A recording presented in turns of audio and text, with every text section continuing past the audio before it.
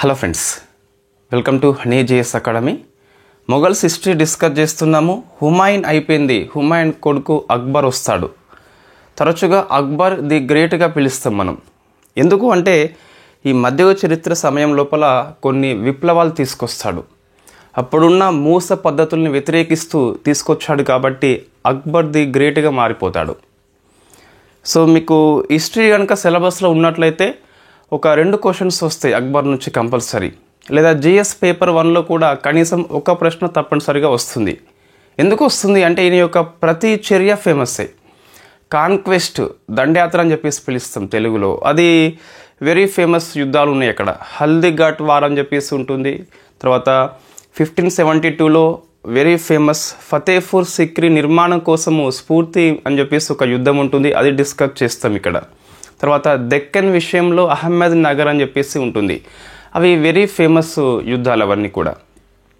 ఈయన యొక్క అడ్మినిస్ట్రేషన్ చూసినట్లయితే సెంట్రల్ లెవెల్లో ఉంటుంది, ప్రావిన్స్ లెవెల్లో, డిస్ట్రిక్ట్ లెవెల్లో అండ్ విలేజ్ లెవెల్లో ఏ ఆఫీసర్స్ ఏ పని చేస్తారని చెప్పేసి ప్రశ్న వస్తుంది. మ్యాచింగ్ పర్పస్ మొన్న గ్రూప్ 2లో ప్రశ్న వచ్చింది. నెక్స్ట్ మన్సబ్దారీ సిస్టమ్ అని చెప్పేసి పిలుస్తాం. వెరీ ఫేమస్ ఇది. ఇన్ఫ్యాక్ట్ మనకి అల్లావుద్దీన్ ఖిల్జీ టైంలో ఇక్తా సిస్టమ్ అని చెప్పేసి ఉండే కదా. సో ఆ ఇక్తా సిస్టమ్ అండ్ మన్సబ్దార్ సిస్టమ్ని మనం పోల్చుతూ గ్రూప్ 1 మెయిన్స్ పాయింట్ ఆఫ్ వ్యూలో డిస్కస్ చేయాలి. Very famous group 1 mains question అది. Next revenue policy. Revenue policy almost Sur dynasty Sher Shah మాదిరిగానే ఉంటుంది, కొంచెం దాన్ని డెవలప్ చేయడం జరిగింది. సో మనం డిస్కస్ చేస్తాము చాలాసార్లు. ఈ కల్టివేషన్ ల్యాండ్ మొత్తం 4 టైప్స్ ఉంటుంది కదా, అది మ్యాచింగ్ పర్పస్లో ఇవ్వడం జరిగింది. Next religious reforms.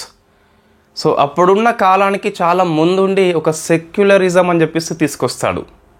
అన్ని మతాల సారం తీసుకొస్తాడు. దీన్ ఈ ఇలాహి అని చెప్పేసి పిలుస్తాం. డిస్కస్ చేద్దాం స్టెప్ బై స్టెప్. మొత్తం 4 స్టెప్స్ ఉంటాయి దానికోసము. ఇది గ్రూప్ 1 మెయిన్స్ క్వశ్చన్. నెక్స్ట్ ఈయన ఆస్థానం విషయంలో చూస్తే స్కాలర్స్ ఒక 9 నవరత్న అని చెప్పేసి పిలుస్తారు. సో భారతదేశంలో మొత్తం నవరత్నాలు 3 దగ్గర ఉంటారు. వాళ్ళు డిస్కస్ చేస్తూనే అక్బర్ యొక్క నవరత్న ఫేమస్ చేస్తాం మనం. అందులో 4 కూడా హిందువులే. తర్వాత కొంతమంది స్కాలర్స్ బుక్స్ రాస్తారు. తర్వాత ఈయన కాలం లోపల చాలా హిందూ పురాణాలు పర్షియన్ భాషలోకి అనువాదం అవుతాయి. ఇది ప్రశ్న వచ్చింది గ్రూప్ 1 ప్రిలిమ్స్ లోపల. సో చివరిలో ఈ అక్బర్ గురించి ఒక వ్యాఖ్య తీసుకొని మనము లాస్ట్లో నోట్ మేకింగ్ డిస్కస్ చేసి ఈ వీడియో పూర్తి చేస్తాం. మీ ప్రిపరేషన్లో చాలా యూస్ఫుల్ అవుతుంది. క్లిష్ట అంశాలని ఈజీగా అర్థం చేసుకునేలా వీడియో అయితే ఉంటుంది. సో ఫస్ట్ మనం చూద్దాం అక్బర్ యొక్క కాలం ఎప్పుడు అని చెప్పేసి. ఈ బోర్డు మీద అక్బర్ యొక్క కాన్క్వెస్ట్ మొత్తం కనిపిస్తున్నాయి. తెలుగు మీడియం, ఇంగ్లీష్ మీడియం ఇద్దరికి ఇబ్బంది ఉండదు. మనం డిస్కస్ చేద్దాం. 1556లో పరిపాలన స్టార్ట్ అవుతుంది. 1605లో ఎండ్ అవుతుంది. ఆల్మోస్ట్ 49 ఇయర్స్ పరిపాలన చేసిన వ్యక్తి అక్బర్ ది గ్రేట్. సో 49 ఏళ్ళు ఒకరే పరిపాలన చేసిండ్రు. సో మొఘల్స్ హిస్టరీ మొత్తంలోనే ఇదే ఎక్కువ కాలం అని చెప్పేసి పిలుస్తాం. అంటే లాంగెస్ట్ టర్మ్ అని చెప్పేసి పిలిస్తే మనము ఆన్సర్ ఈజ్ అక్బర్ అండి. నేరుగా గ్రూప్ 2 కాబట్టి మనది ఎంసీక్యూలో ప్రశ్న వస్తుంది. సుమారుగా 49 ఇయర్స్ పరిపాలిస్తాడు. అయితే కొన్నిసార్లు మ్యాచింగ్ పర్పస్లో ఇట్లా ఇస్తాడు. అత్యధిక కాలం అంటే అక్బర్ అవుతాడు. ఈ మొఘల్స్ హిస్టరీకి ఎక్కువ ప్రాంతాలని యాడ్ చేసింది, సామ్రాజ్య విస్తరణ చేసింది కూడా అక్బరే. ఎస్, ఎక్కువ ప్రాంతాలని యాడ్ చేసిన వ్యక్తి ఎవరంటే అక్బర్ అని చెప్పేసి పిలుస్తాం. మీకు స్టార్టింగ్లో కొంచెం ఫ్యాక్ట్ బిట్స్ ఉంటాయి. మనము ఈ అడ్మినిస్ట్రేషన్ వైపు పోతాం కదా క్లాసులు, అప్పుడు చాలా ఎక్సలెంట్గా ఉంటుంది. ఫస్ట్ కొన్ని బిట్స్ ఫ్యాక్ట్ ఉంటాయి. ఇవి మన గ్రూప్ 2 కాబట్టి ప్రతి ప్రశ్న గుర్తుపెట్టుకోవాలి. నెక్స్ట్ అయితే ఎక్కువ విస్తరణ చేసింది అక్బర్ అయినప్పటికీ వెరీ బ్యూటిఫుల్ క్వశ్చన్ అండి. ఏ మొఘల్స్ కింగ్ కాలంలో మొఘల్ సామ్రాజ్యము ఎక్కువ ఉన్నది, ఏరియా పరంగా ఎక్కువ అని చెప్పేసి చూస్తే అది ఔరంగజేబ్ అని చెప్పేసి పిలుస్తాం. సో వెరీ బ్యూటిఫుల్ క్వశ్చన్ ఇది. ఏంటి, ఎక్కువ కాలము అక్బర్, ఎక్కువ విస్తరించింది అక్బర్, ఎక్కువ ఏరియా ఉంది మాత్రం ఔరంగజేబ్. సో మీకు ముఖ్యంగా ఈ దక్కన్ ప్రాంతంలో అక్బరు కేవలం అహ్మద్ నగర్ అని చెప్పేసి ఒకటే ఆక్రమణ చేస్తాడు. తర్వాత ఈ అహ్మద్ నగర్ని కూడా జహాంగీర్ కోల్పోతాడు. నూర్జహాన్ మాయలో పడి ఆయన కాందహార్ని కోల్పోతాడు. అది గొప్ప ఓటమి మొఘల్స్కి. మనం డిస్కస్ చేస్తాము ఇక్కడ జహాంగీర్ దగ్గర. ఈ జహాంగీర్ కోల్పోయిన అహ్మద్ నగర్ని షాజహాన్ తీసుకొస్తాడు 1636లో.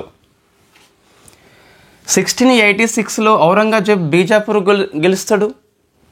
1687లో ఔరంగజేబ్ గోల్కొండ గెలుస్తాడు. సో దక్కన్ ప్రాంతం మొత్తం ఆక్రమణ చేసింది వ్యక్తి ఔరంగజేబ్ అని చెప్పేసి పిలుస్తాం. ఇక్కడ ఏంటి, ఔరంగజేబు టైంలో ఏరియా పరంగా ఎక్కువ ఉంది. ఎందుకంటే దక్కన్ ప్రాంతం కూడా కలుస్తుంది, దాంతోపాటు నార్త్ ఈస్ట్లో అస్సాం కూడా కలుస్తుంది ఔరంగజేబ్ టైంలో. ఇంకా చూస్తే అక్బరు వారసులు అని చెప్పేసి ఈ ప్రశ్న ఇంతకుముందు పీవైక్యూలో వచ్చింది. అక్బర్ వారసులు ఎక్కువ విస్తరించిన ప్రాంతం ఏంటి? ఈ రెడ్ కలర్లో కనిపిస్తుంది అక్బర్ యొక్క వారసులు. అంటే షాజహాన్ కావచ్చు, లేకుంటే ఔరంగజేబ్ కావచ్చు. జహాంగీర్ టైంలో ఏమీ మనం తీసుకోలే, అన్నీ కోల్పోతాం. కాందహార్ కోల్పోతాము, తర్వాత అహ్మద్నగర్ కోల్పోతాం. ఎందుకోసం అంటే ఒక మహిళ, సో నూర్జహాన్ అని చెప్పేసి ఆమె పరిపాలన చేస్తుంది. సో ఆమె పరిపాలన అస్తవ్యస్తంగా ఉంటుంది కాబట్టి అందరు దాడి చేసి ఈజీగా ప్రాంతాలని కోల్పోతుంది మొఘల్స్ వంశము. తర్వాత జహాంగీరు, తర్వాత షాజహాన్ వస్తాడు, ఈ అహ్మద్ నగర్ ఆక్యుపై చేస్తాడు. ఇయర్ గుర్తుపెట్టుకోవాలి 1636 అని చెప్పేసి. అంటే దక్కన్ ప్రాంతం విస్తరించబడింది. ఔరంగజేబు వచ్చినప్పుడు అయితే బీజాపూర్, గోల్కొండ కూడా విస్తరిస్తాడు, అస్సాం కూడా విస్తరిస్తాడు. నార్త్ ఈస్ట్ ప్రాంతం వైపు, దక్కన్ ప్రాంతం వైపు, సౌత్ ఇండియా వైపు అక్బర్ వారసులు విస్తరించారు. Very famous question. ఎందుకు అదే క్వశ్చన్ అంటే అక్బర్ విస్తరించని ప్రాంతం ఇది ఒకటే ఉంది కాబట్టి. మిడిల్ ఇండియా అయిపోయింది, ఈస్ట్ ఇండియా అయిపోయింది, సో వెస్ట్ అయిపోయింది, ఇక్కడ నార్త్ వెస్ట్ అయిపోయింది, నార్త్ అయిపోయింది. ఓన్లీ దక్కన్ వైపు లేడు కాబట్టి ప్రశ్న వచ్చింది. సో ఇది మనకు స్టార్టింగ్లో కొన్ని క్వశ్చన్స్ అండి. అయితే మన అక్బర్ పుట్టింది 1542లో అమర్కంటక్ లోపల జన్మిస్తాడు. ఇవన్నీ గ్రూప్ 2 స్థాయి క్వశ్చన్స్ కాదు కానీ చెప్పలేం. అమర్కంటక్ లోపల జన్మిస్తాడు. ఎప్పుడు 1542లో ఈమె తల్లి హమీదా బేగం అని చెప్పేసి పిలుస్తాం. హమీదా బేగం అని చెప్పేసి పిలుస్తాం. 1556 వస్తుంది. ఈ అక్బర్ యొక్క తండ్రి హుమాయూన్. సో హుమాయూన్ అనగా మనం డిస్కస్ చేసినాము, అదృష్టవంతుడు పేరులోనే ఉంది, కానీ ఆయన జీవితంలో ఎప్పుడూ అదృష్టం దొరకలేదు. మొత్తం వైఫల్యాలే ఉంటాయి ఎక్కువసార్లు. ఈ హుమాయూన్ టైంలోనే మొఘల్స్ వంశాన్ని పక్కకు నెట్టి ఈ సామ్రాజ్యాన్ని పరిపాలించిన వ్యక్తి షేర్షా అని చెప్పేసి పిలుస్తాం మనం. సో పేరులో ఉన్న అదృష్టము ఆయన పరిపాలన విషయంలో కావచ్చు, ఆయన లైఫ్లో ఎప్పుడూ కనిపించలేదు.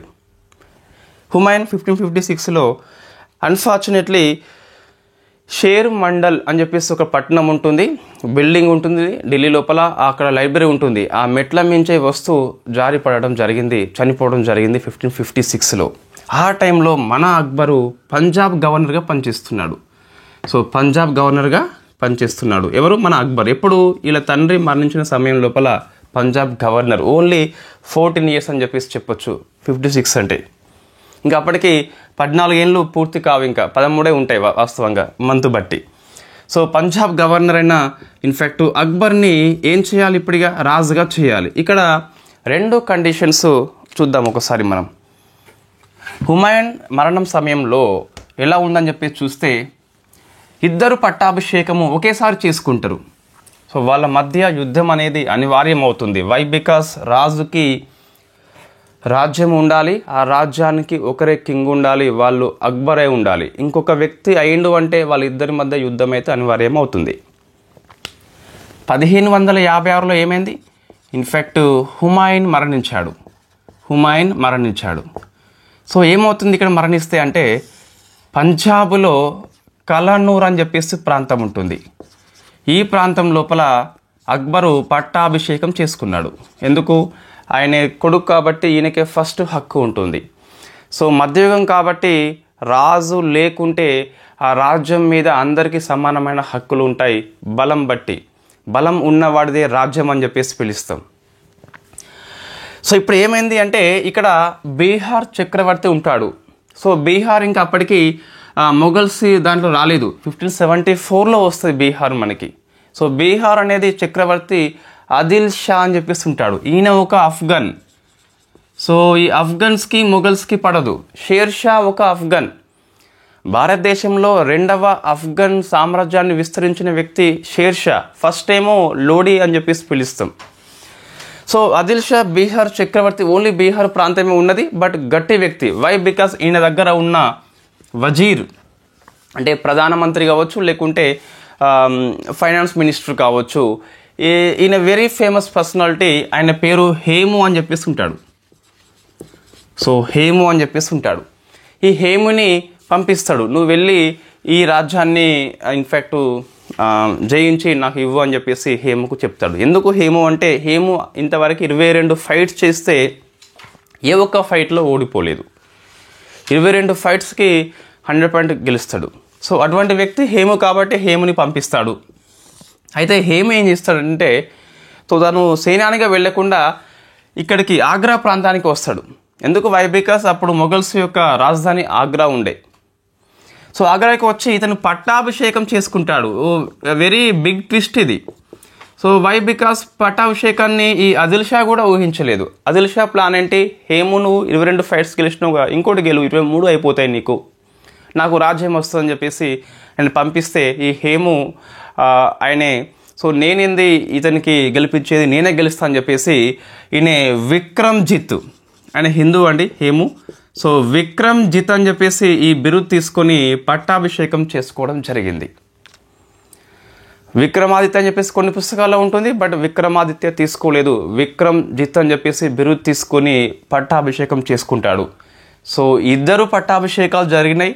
రాజ్యము ఒకటే కాబట్టి యుద్ధం అనివార్యమైంది. అదే 1556లో ది గ్రేట్ సెకండ్, ఇది నవంబర్లో జరుగుతుంది. సో సెకండ్ పానిపట్టు యుద్ధం అని చెప్పేసి జరుగుతుంది.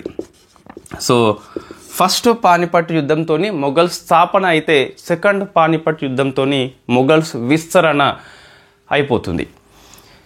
సెకండ్ పానిపట్టు జరిగింది అక్బర్ వర్సెస్, పేరుకే అక్బర్ కానీ ఇన్ఫ్యాక్ట్ అక్బర్ అప్పుడు 13 years old only.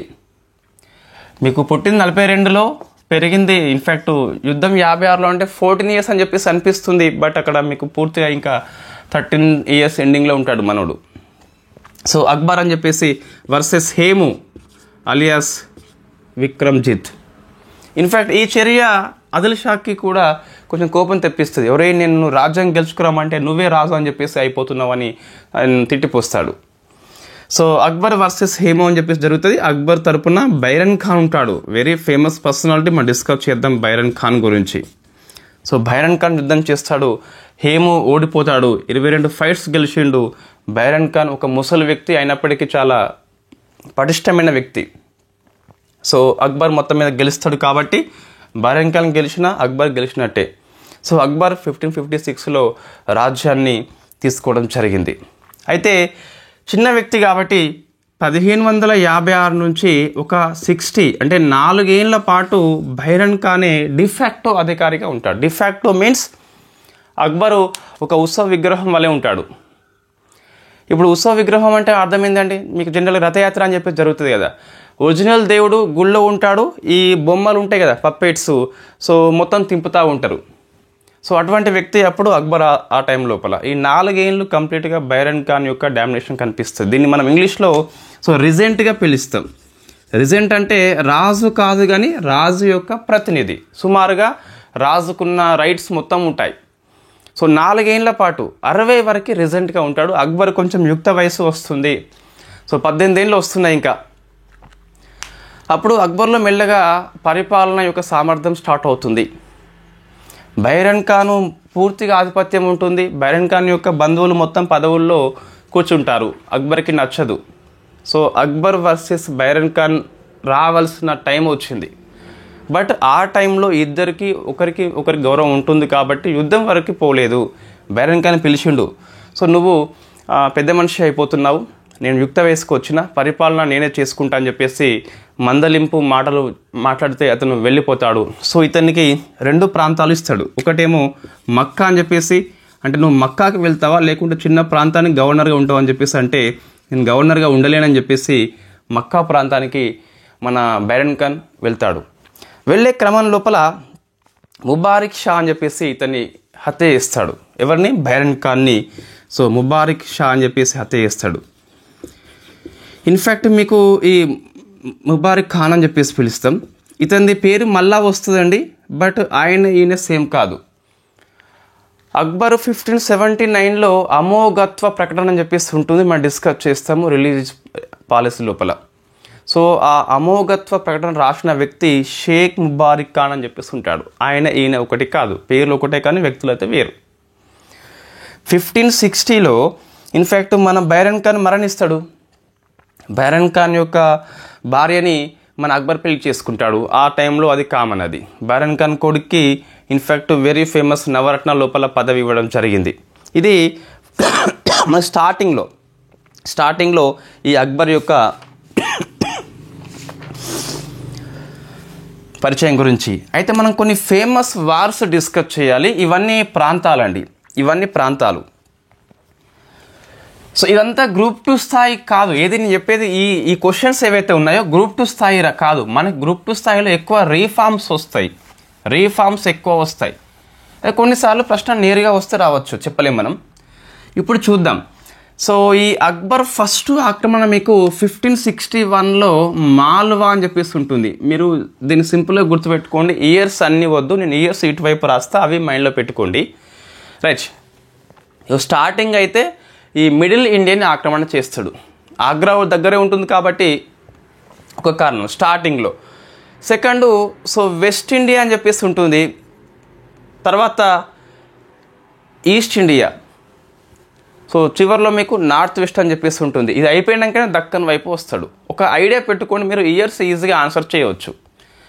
So middle India, west India, east India, next north west కావచ్చు, నార్త్ కావచ్చు, చివరిలో దక్కన్. ఒక ఐడియా పెట్టుకుంటే మీకు మ్యాప్ ప్యాంటింగ్ ఐడియా వస్తుంది. మ్యాప్ ప్యాంటింగ్లో మీకు ఏ ప్రాంతం ఎక్కడ ఉంటుంది సమ్ ఐడియా ఉంటుంది. సో మధ్యప్రదేశ్ మిడిల్లో ఉంటుంది, గుజరాత్ వెస్ట్లో ఉంటుంది, బీహార్ బెంగాల్ తూర్పులో ఉంటుంది, కాశ్మీరు ఈ కాబుల్ ఇవన్నీ నార్త్ వెస్ట్లో ఉంటాయని చెప్పేసి సమ్ ఐడియా ఉంది కదా. సో మహారాష్ట్ర ఇవన్నీ బీజాపూర్, గోల్కొండ ఇవన్నీ కూడా దక్కన్లో అయితే మీకు కనిపిస్తాయి.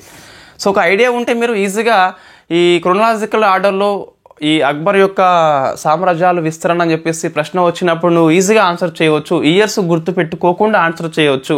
ఎందుకు ఒక ఆర్డర్లో వచ్చింది, మిడిల్లో ఫస్ట్ ఉంటుంది అని చెప్పేసి నీకు అర్థం కావాలి. సో 1561లో ఫస్ట్ ఆక్రమణ మాల్వా. అయితే గ్వాలియర్ ఆక్రమణ చేస్తాడు 1560లోనే, కానీ అది బైరన్ ఖాన్ కిందకి వస్తుంది, ఈయనకు మనం తీసుకోము. నెక్స్ట్ 1564లో ఇది గుర్తుపెట్టుకోవాలి, నేను ఇయర్స్ రాస్తున్నా కదా. సో ఇక్కడ ఘర్ ఖతుంగా అని చెప్పేసి ఉంటుంది. సో ఘర్ ఖతుంగా అని చెప్పేసి దీన్నే మనము గోండ్వానా అని చెప్పేసి పిలుస్తాం. సో గోండ్వానా అని చెప్పేసి పిలుస్తాం. ఘర్ ఖతుంగా అన్న ఒకటే, గోండ్వానా అన్న ఒకటే. సో ఘర్ ఖతుంగా అని చెప్పేసి వెరీ ఫేమస్ క్వశ్చన్ ఉంటుంది 64లో. ఇక్కడ ఒక హిందూ మహిళ, గోండు మహిళ రాణి దుర్గావతి పరిపాలన చేస్తుంది. ఆయన కొడుకు చిన్న బాలుడు కాబట్టి సో ఆయన తరపున ఈమె ఫైట్ చేస్తుంది కాబట్టి ఇది వెరీ ఫేమస్. సో రాణి దుర్గావతి అని చెప్పేసి అన్ఫార్చునేట్లీ ఓడిపోతుంది, కానీ సో మహిళ కాబట్టి మనం కంపల్సరీ గుర్తుపెట్టుకోవాలి. ఇది ఒక యుద్ధం అండి. 1564 గుర్తుపెట్టుకోవాలి. నెక్స్ట్ 2 పెంచండి, సో ఒక 8 పెంచండి. 1572లో అని చెప్పేసి గుజరాత్ ఆక్రమణ ఉంటుంది. ఎందుకు ఇది అంటే మీకు ఈ వెస్ట్ ఇండియాలో చూస్తే పశ్చిమ వైపున చూస్తే ఫస్ట్ యుద్ధం కాబట్టి గుర్తుపెట్టుకోవాలి. సో 1572 అని చెప్పేసి గుజరాత్ అని చెప్పేసి ఉంటుంది. ఎందుకు ఇది ఇయర్ అవసరం అంటే ఇది ఇంతకు ముందే 1571లో ఒక నగరాన్ని ఇతను రాజధాని కోసం అని చెప్పేసి నిర్మిస్తాడు. ఎవరు? అక్బర్. ఈ విజయానికి గుర్తుగా దాని పేరు ఫతేపూర్ సిక్రీగా పెట్టుకుంటాడు. అంతకుముందు సిక్రీ అని చెప్పేసి ఉండే, ఇప్పుడు ఫతేపూర్ సిక్రీ అని చెప్పేసి ఉంటుంది.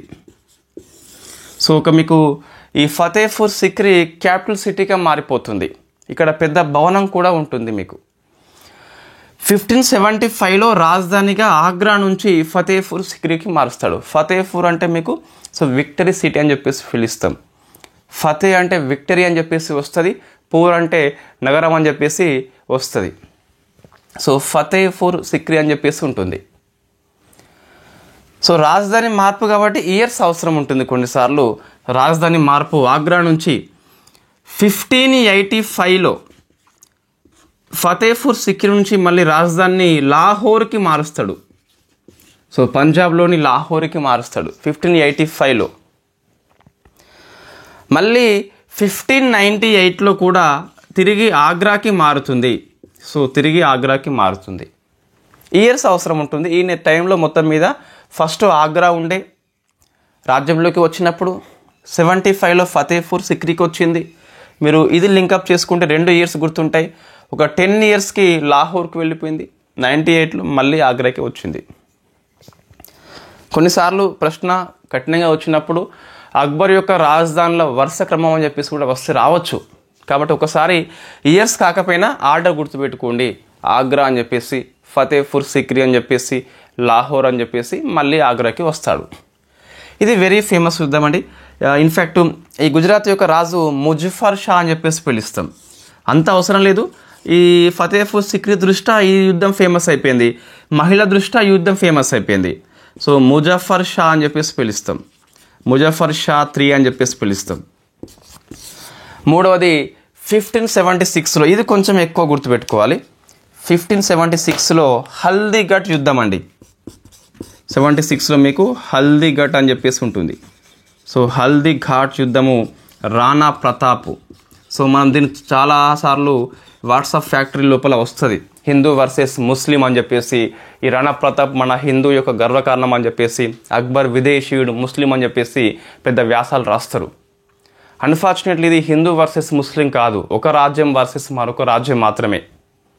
ఎందుకు అంటే అక్బరు హిందువుల కోసం చాలా చేసిండు, మనం డిస్కస్ చేస్తాము. రాజపూత్ మహిళల్ని పెళ్లి చేసుకున్నాడు, వాళ్ళకి గౌరవం ఇచ్చిండు, వాళ్ళ యొక్క హిందూ దేవతలను పూజ చేసుకునే సౌకర్యం కల్పించిండు. ఈ యుద్ధం తర్వాత పట్టుకున్న హిందువులని అంతకుముందు మధ్యయుగ టైంలో బలవంతపు మత మార్పిడి చేసేది, అది మన అక్బరు నిషేధిస్తాడు. జిజియా ట్యాక్స్ ఉండే, దాన్ని కూడా నిషేధిస్తాడు. పిల్గ్రిమ్ ట్యాక్స్ ఉండే, అంతకుముందు హిందువులు దేవాలయాలకు పోవాలంటే ట్యాక్స్ కట్టి పోవాల్సిన అవసరం ఉండే, ఇది బంద్ చేస్తాడు. సతీ కూడా బంద్ చేస్తాడు. సో మీకు మరి ఇది రాణా ప్రతాప్ వర్సెస్ అక్బర్ అంటే, ఇన్ఫ్యాక్ట్ రాణా ప్రతాప్కి హెల్ప్ చేసిన వ్యక్తి హకీం ఖాన్. ఈయన హిందూ, ఈయన ముస్లిం కదా, మరి హెల్ప్ చేసిండు కదా హకీం ఖాన్. ఆ మాటకు వస్తే ఈ యుద్ధంలో అక్బర్ ఫైట్ చేయలేదు. అక్బర్ తరపున రాజా మాన్ సింగ్ చేస్తాడు. మనం డిస్కస్ చేద్దాం రాజా మాన్ సింగ్ గురించి. సో రాజా మాన్ సింగ్ ఈయన నవరత్న లోపల ఒక వ్యక్తి అండి. సో మీకు ఇది రాజా మాన్ సింగ్ వర్సెస్ రాణా ప్రతాప్, ఇద్దరు హిందువులే కదా. Where is Hindu versus Muslim? Only in WhatsApp factory. But reality చూస్తే మీకు హల్దీఘట్ యుద్ధం వచ్చేసి హిందూ వర్సెస్ ముస్లిం కాదు, రాజ్మాన్ సింగ్ వర్సెస్ రాణా ప్రతాప్. ఆ మాటకు వస్తే రాణా ప్రతాప్కి హకీం ఖాన్ అని చెప్పేసి ముస్లిం ఇన్ఫ్యాక్ట్ హెల్ప్ చేస్తాడు. ఆ టైం లోపల హిందూ వర్సెస్ ముస్లిం అనేది అంతగా మీకు కనిపించదు అక్బర్ టైంలో ముఖ్యంగా. ఇది మనకి ఫేమస్ వార్. దక్కన్ విషయానికి వస్తే కొంచెం ఇక్కడ బాగా ఫోకస్ చేయండి. సో దక్కన్ విషయానికి వస్తే, దక్కన్కి వస్తే కనుక ఇక్కడ ఏమైంది అంటే, సో 1601లో ఇక్కడ ఏమైంది, సో మాల్వా అయిపోయింది, చిత్తూరు కూడా అంతకుముందు 1568లో అయిపోతుంది, గర్కతుంగ అయిపోయింది, గుజరాత్ అయిపోయింది. నెక్స్ట్ తూర్పు వైపున వస్తే బీహార్ బెంగాల్ 1574లో, 2 ఇయర్స్ ఒకటే, బీహార్ బెంగాల్ అని చెప్పేసి. ఒడిషా 1592లో. ఇవి ఇయర్స్ అంతా అవసరం లేదు, కానీ జస్ట్ దేని తర్వాత అని చెప్పేసి మైండ్లో పెట్టుకోండి. ఫస్ట్ మధ్య, పశ్చిమ, తూర్పు, తర్వాత ఈ వాయవ్యం అని చెప్పేసి కాశ్మీర్ ఉంటుంది ఉత్తరాన 86 లోపల, కాబుల్ 86 లోపల, కాందహార్ 95 లోపల, బెలుచిస్తాన్ 86 లోపల. ఈ కాశ్మీర్, కాబుల్, బెలుచిస్తాన్ 3 86 లోపల, కాందహార్ వచ్చేసి 95 లోపల. సో ఇక్కడ ఇయర్స్ అవసరం లేదు, జస్ట్ ఇక్కడ మీకు ఈ తూర్పు అయినాకనే ఈ నార్త్ వెస్ట్ అని చెప్పేసి ఒక మైండ్లో పెట్టుకోండి. సో చివరిన వస్తుంది మీకు దక్కన్ ప్రాంతం అని చెప్పేసి, ఇదంతా దక్కన్ ప్రాంతం అని చెప్పేసి పిలుస్తాం. ఈ కిందికి ఉందంతా దక్కన్, లేకుంటే సౌత్ ఇండియా కిందకి వస్తుంది. అయితే సో దక్కన్ ప్రాంతంలో ఫస్ట్ వచ్చిన వ్యక్తి మొఘల్సే. మనకి ఢిల్లీ సుల్తాన్ టైంలో కాకుండా మొఘల్స్ టైం లోపల ఇతను 1601లో, సో 1601లో ఖాందేశ్, అహ్మద్నగర్, బీరర్ 3 ప్రాంతాలను జయిస్తాడు. ఇప్పుడు ఈ మొఘల్స్ సామ్రాజ్యం మొత్తం అక్బర్ టైంలో సుబాలుగా డివిజన్ చేస్తాం. సుబా అంటే మనకి రాష్ట్రం అని చెప్పేసి వస్తుంది. అంతకుముందు 12 సుబాలు ఉండే. ఆ మూడింటితోని ఏంటి, ఖాందేశ్, అహ్మద్నగర్, బీరర్, ఈ మూడింటితోని మొత్తం మనకి 15 అయిపోతాయి. సో 15 అయిపోతాయి. 15 సుబాలు అని చెప్పేసి పిలుస్తాం. ఈ 15 సుబాలు ఔరంగజేబు ఉన్న టైం నాటికి 20 సుబాలుగా మారిపోతుంది. కాబట్టి ఔరంగజేబు సమయంలో మొఘల్ సామ్రాజ్యం అనేది ఎక్కువ విస్తరణ కలిగి ఉన్నది. సో ఇది 15 సుబాలు మన అక్బర్ టైంలో. 3 ఏంటి, ఖాందేశ్, అహ్మద్నగర్ అండ్ బీరర్. అయితే 1601లో అహ్మద్నగర్ యుద్ధం వెరీ ఫేమస్. ఇది కొద్దిగా ఫేమస్ అండి. ఇక్కడ సో చాంద్ బీబీ అని చెప్పేసి పరిపాలిస్తుంది, ఒక ముస్లిం మహిళ. సో మీకు మధ్యయుగం లోపల ఓన్లీ ముస్లిం మహిళ అంటే రజియా సుల్తాన్ ఉంటుంది ఒకతే, ఢిల్లీలో మనం డిస్కస్ చేసినాం కదా. మరి ఈమె మహిళా పాలకురాలా అంటే కాదు. ఆయన కొడుకు ఇన్ఫాంట్, చిన్నపిల్లగాడు, మరీ చిన్నపిల్లగాడు. కాబట్టి ఆయన తరపున ఈమె ఫైట్ చేస్తుంది, చాందీ బీబీ అని చెప్పేసి. సో చాలా మంచిగా ఫైట్ చేస్తే అన్ఫార్చునేట్లీ ఓడిపోతుంది. ఇది అంటే ఈ మొఘల్ సామ్రాజ్యంలో విలీనం చేయబడ్డ ఫస్ట్ దెక్కన్ రాజ్యం ఏంటని చెప్పేసి ప్రశ్న వస్తే ఆన్సర్ అహ్మద్నగర్. దీని కిందకే బీరర్ వస్తుంది. తర్వాత అదే ఇయర్లో ఖాందేశ్ని కూడా ఇవన్నీ మహారాష్ట్ర కిందకే వస్తాయి, ఆక్రమణ చేయడం జరిగింది. అయితే జహాంగీర్ టైం లోపల అహ్మద్నగర్ని మొఘల్ సామ్రాజ్యం కోల్పోతుంది. నూర్జహాన్ మాయలో పడి పరిపాలన పట్టించుకోడు, పక్క వాళ్ళు పట్టించుకుంటారు. కాబట్టి ఈమెను పట్టించుకుంటే రాజ్యాన్ని వాళ్ళు పట్టించుకోవడం ఫలితంగా అన్ఫార్చునేట్లీ అహ్మద్నగర్ని కోల్పోతారు. తర్వాత షాజహాన్ 1636లో తీసుకొస్తాడు అహ్మద్నగర్ని. ఈ ఇయర్ గుర్తుపెట్టుకోవాలి కంపల్సరీ. నెక్స్ట్ ఔరంగజేబ్ మనం డిస్కస్ చేద్దాము. దక్కన్ రాచపుండు ఔరంగజేబుని తినేస్తుంది కంప్లీట్గా. ఔరంగజేబు గెలిచి ఉండవచ్చు దక్కన్ మీద, బట్ అతను మొత్తం కాలం మొత్తం అక్కడే పెట్టేస్తాడు, ఫుల్ ఎఫర్ట్ పెట్టేస్తాడు.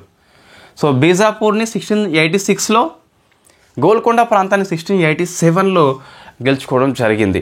ఈ దక్కన్ పాలసీ కొంచెం ఎగ్జామ్లో గ్రూప్ 2 లాంటి ఎగ్జామ్లో ప్రశ్నలు ఇయర్స్ వస్తాయండి. అహ్మద్నగర్ ఎవరు, ఇద్దరు ఉంటారు, అక్బర్ అండ్ షాజహాన్. జహాంగీర్ కోల్పోతాడు విధవ.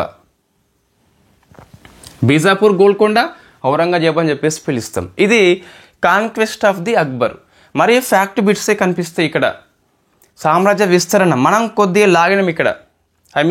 సో కొన్ని మనం ఫేమస్ యుద్ధాలు గుర్తుపెట్టుకోవాలి. 64లో గర్కతుంగ, రాణి దుర్గావతి. 72 గుజరాత్, ముజఫర్ షాత్రి అని చెప్పేసి పిలుస్తాం. 76 హల్దీఘాట్, రాణా ప్రతాప్ అని చెప్పేసి పిలుస్తాం.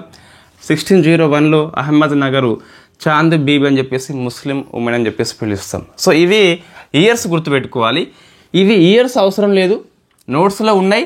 బట్ మీరు ఏం చేయాలంటే సమ్ ఐడియా పెట్టుకోండి. మధ్యయుగం ఫస్ట్, పశ్చిమ, తూర్పు, నార్త్ వెస్ట్, నార్త్, దక్కన్, ఇట్లా గుర్తుపెట్టుకుంటే ఒకసారి ఏ ప్రాంతం లోపల ఏ ప్లేస్లోనే చదువుకోండి, సరిపోతుంది, మీకు ఈజీగా ఆన్సర్ చేయవచ్చు. సో నెక్స్ట్ క్లాస్లో మనం అక్బర్ యొక్క రీఫార్మ్స్కి వెళ్ళిపోతాం. వెరీ వెరీ ఫేమస్ క్వశ్చన్స్ అక్కడ వస్తాయి. చాలా ఇంట్రెస్టింగ్గా ఉంటుంది అక్బర్ యొక్క రీఫార్మ్స్. సో ఇప్పటి నుంచి మనకి అక్బర్ యొక్క రీఫార్మ్స్ అని చెప్పేసి పిలుస్తాం. ఇన్ఫ్యాక్ట్ ప్రశ్న ఇక్కడ ఎక్కువ సార్లు వస్తుంది, రీఫార్మ్స్ మీద వస్తుంది. కాన్క్వెస్ట్ విషయం లోపల ఏ యుద్ధాలు గుర్తుపెట్టుకోవాలనో అవి గుర్తుపెట్టుకోండి. సో ఈ గర్కతుంగ ఏదైతే ఉందో 1564 అని చెప్పేసి, గుజరాత్ 72 అని చెప్పేసి, హల్దీఘాట్ 76 అని చెప్పేసి, అహ్మద్నగర్ 1601 అని చెప్పేసి, వీటి మీద బాగా ఫోకస్ చేయండి. అవి వెరీ ఫేమస్ ఇయర్స్ కూడా. జస్ట్ కాన్క్వెస్ట్ విషయం లోపల ఫస్ట్ ఏ ప్రాంతం ఆక్రమణ, మధ్య భారతదేశము, సెకండ్ పశ్చిమ భారతదేశము, నెక్స్ట్ తూర్పు భారతదేశము, వాయవ్య ఉత్తర భారతదేశము, చివరిలో వచ్చింది దక్కన్ అని చెప్పేసి పిలుస్తాం.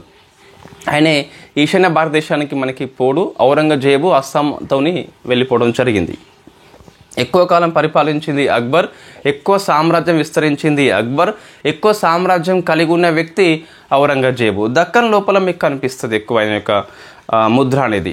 బీజాపూర్ 1686, గోల్కొండ 1687 అని చెప్పేసి పిలుస్తాం. ఇప్పుడు ఈ అక్బర్ యొక్క రీఫార్మ్ చూస్తే మనము స్టార్టింగ్ చేస్తాము, అడ్మినిస్ట్రేషన్ చేస్తాము. సో పరిపాలన చేస్తాం కాబట్టి సో ఫస్ట్ పరిపాలన డిస్కస్ చేయాలి. ఇక్కడ మళ్ళీ ఫ్యాక్ట్ బిట్సే ఉంటుంది. ఎక్కువ క్లాసు మీకు revenue reforms, religious reforms, mansabdar system దగ్గర కనిపిస్తుంది. ఇక్కడ మళ్ళీ ఫ్యాక్టే ఉంటున్నాయి, కానీ మనం నోట్స్ మేకింగ్ స్టైల్ అబ్జర్వ్ చేయండి ఒకసారి ఎలా ఉంటుందని చెప్పేసి. చాలా పుస్తకాలు ఇవే పాయింట్సే ఉంటాయి, బట్ మీకు పాయింట్స్ చూడడం కంటే ఇట్లా నోట్ మేకింగ్ అనేది మనకు విజిబుల్గా మంచిగా ఉంటే, డిజిటల్ బోర్డ్ ఏం అవసరం లేదు మంచి నోట్ మేకింగ్కి. చూద్దాం ఒకసారి. సో భారతదేశంలో మధ్యయుగంలో ఉన్న ఎవరైనా సరే మీకు సెంట్రలైజ్డ్ అడ్మినిస్ట్రేషన్ ఉంటుంది, కేంద్రీకృత పరిపాలన ఉంటుంది, మొత్తం అధికారాలు రాజు దగ్గరనే ఉంటాయి, రాచరిక పాలన అని చెప్పేసి పిలుస్తాం మోస్ట్లీ. సో అంటే సెంట్రల్ అడ్మినిస్ట్రేషన్ ఏదైతే ఉంటుందో కంప్లీట్గా మీకు సెంట్రలైజ్ అయిపోతుంది, కేంద్రీకృతం అయిపోతుంది రాజు దగ్గర. సో ఇది రాచరిక పాలన అని చెప్పేసి పిలుస్తాం. సో రాచరిక పాలన అని చెప్పేసి పిలుస్తాం. ప్రజాస్వామ్య పాలన కాన్సెప్ట్ మీకు మధ్యయుగంలో ఎక్కడ కనిపించదు. రైట్, నెక్స్ట్ చూస్తే ఈ రాజ్యం మొత్తాన్ని మనము సుబ్బాలుగా డివిజన్ చేసుకుంటాం. అంతకంటే ముందు ఈ సెంట్రల్ లెవెల్లో ఏముందో చూద్దాం, అంటే ఎటువంటి మినిస్టర్స్ ఉన్నారు చూద్దాం ఒకసారి. సో వజీర్ గుర్తుపెట్టుకోండి, ప్రశ్న నేరుగా వస్తుందండి మ్యాచింగ్ పర్పస్లో. ఇతన్ని మనము ప్రైమ్ మినిస్టర్ అని చెప్పేసి పిలవచ్చు, అంటే ప్రధానమంత్రి, ముఖ్యమంత్రి అని చెప్పేసి పిలుస్తాం. ఇతనితో పాటు ఇదే విధితో పాటు ఇంకా ఫైనాన్స్ మినిస్ట్రీ కూడా ఈ వజీర్ చూసుకుంటాడు. మీకు చాలాసార్లు రిపీట్ అవుతూ ఉంటుంది వజీర్ అని చెప్పేసి, prime minister plus financial matter కూడా చూసుకోవడం జరుగుతుంది. ఇంకా మనం ఇంతకుముందు క్లాసుల్లో డిస్కస్ చేసినవి చూద్దాం. ఫస్ట్ అయితే సో ఖాజీ అని చెప్పేసి ఉంటారు. ఖాజీ అంటే జ్యుడిషియల్ మినిస్టర్ అని చెప్పేసి పిలుస్తాం. ఇంకొకరు ఉంటారు సదర్ అని చెప్పేసి ఉంటుంది, అది కూడా న్యాయాధికారాలే, కానీ అవి రిలీజియస్ అఫేర్స్ మాత్రం చూసుకుంటారు. నెక్స్ట్ బరీద్. సో ఇదేంటి, ఇంటెలిజెన్స్ వ్యవస్థ ఇది. సో గూఢాచారి వ్యవస్థ సేమ్ ఉంటుంది మీకు ఖాజీ అండ్ బరీద్ అండ్ వజీర్ అని చెప్పేసి. ఇక్కడ మీకు ఇంతకుముందు వచ్చిన మార్పు చూస్తే మిలిటరీ ఇంతకుముందు మీకు అరీజ్ అని చెప్పేసి ఉండే కదా, అరీజ్ అని చెప్పేసి సైనిక శాఖ అని చెప్పేసి బాల్బన్ టైంలో వచ్చింది. బట్ ఇప్పుడు చూస్తే మీకు ఇది మీర్ బక్షిగా మారిపోతుంది. ఇది ప్రశ్న అందుకే ఎందుకు వస్తుంది మీర్ బక్షి అండి, పరిపాలన వచ్చిన మార్పు. చరిత్ర అంటే ఇయర్ బై ఇయర్ కాదు. సో మీకు మార్పు ఏమొచ్చింది గతంతో పోలిస్తే, చరిత్ర అంటే అది మనకి ఇయర్ బై ఇయర్ గుర్తుపెట్టుకోవడం కాదు, సంఘటనలో వచ్చిన మార్పు ఏంటి అని చెప్పేసి గుర్తుపెట్టుకోవాలి. ఈ అరీజ్ కాస్త మనకి మీర్ బక్షిగా మారిపోతుంది. కాబట్టి ఇది మీర్ బక్షి చాలాసార్లు ప్రశ్న వచ్చింది. ఢిల్లీ సుల్తాన్స్ టైంలో అరీజ్ ఉంటే మొఘల్స్ టైంలో మనం మీర్ బక్షిగా పిలుస్తాం. సో ఈయన ఎవరు అంటే మిలిటరీ మినిస్టరీ. అయితే సుప్రీం పవర్స్ ఎవరు, మళ్ళీ కింగే, ఈయన కాదు.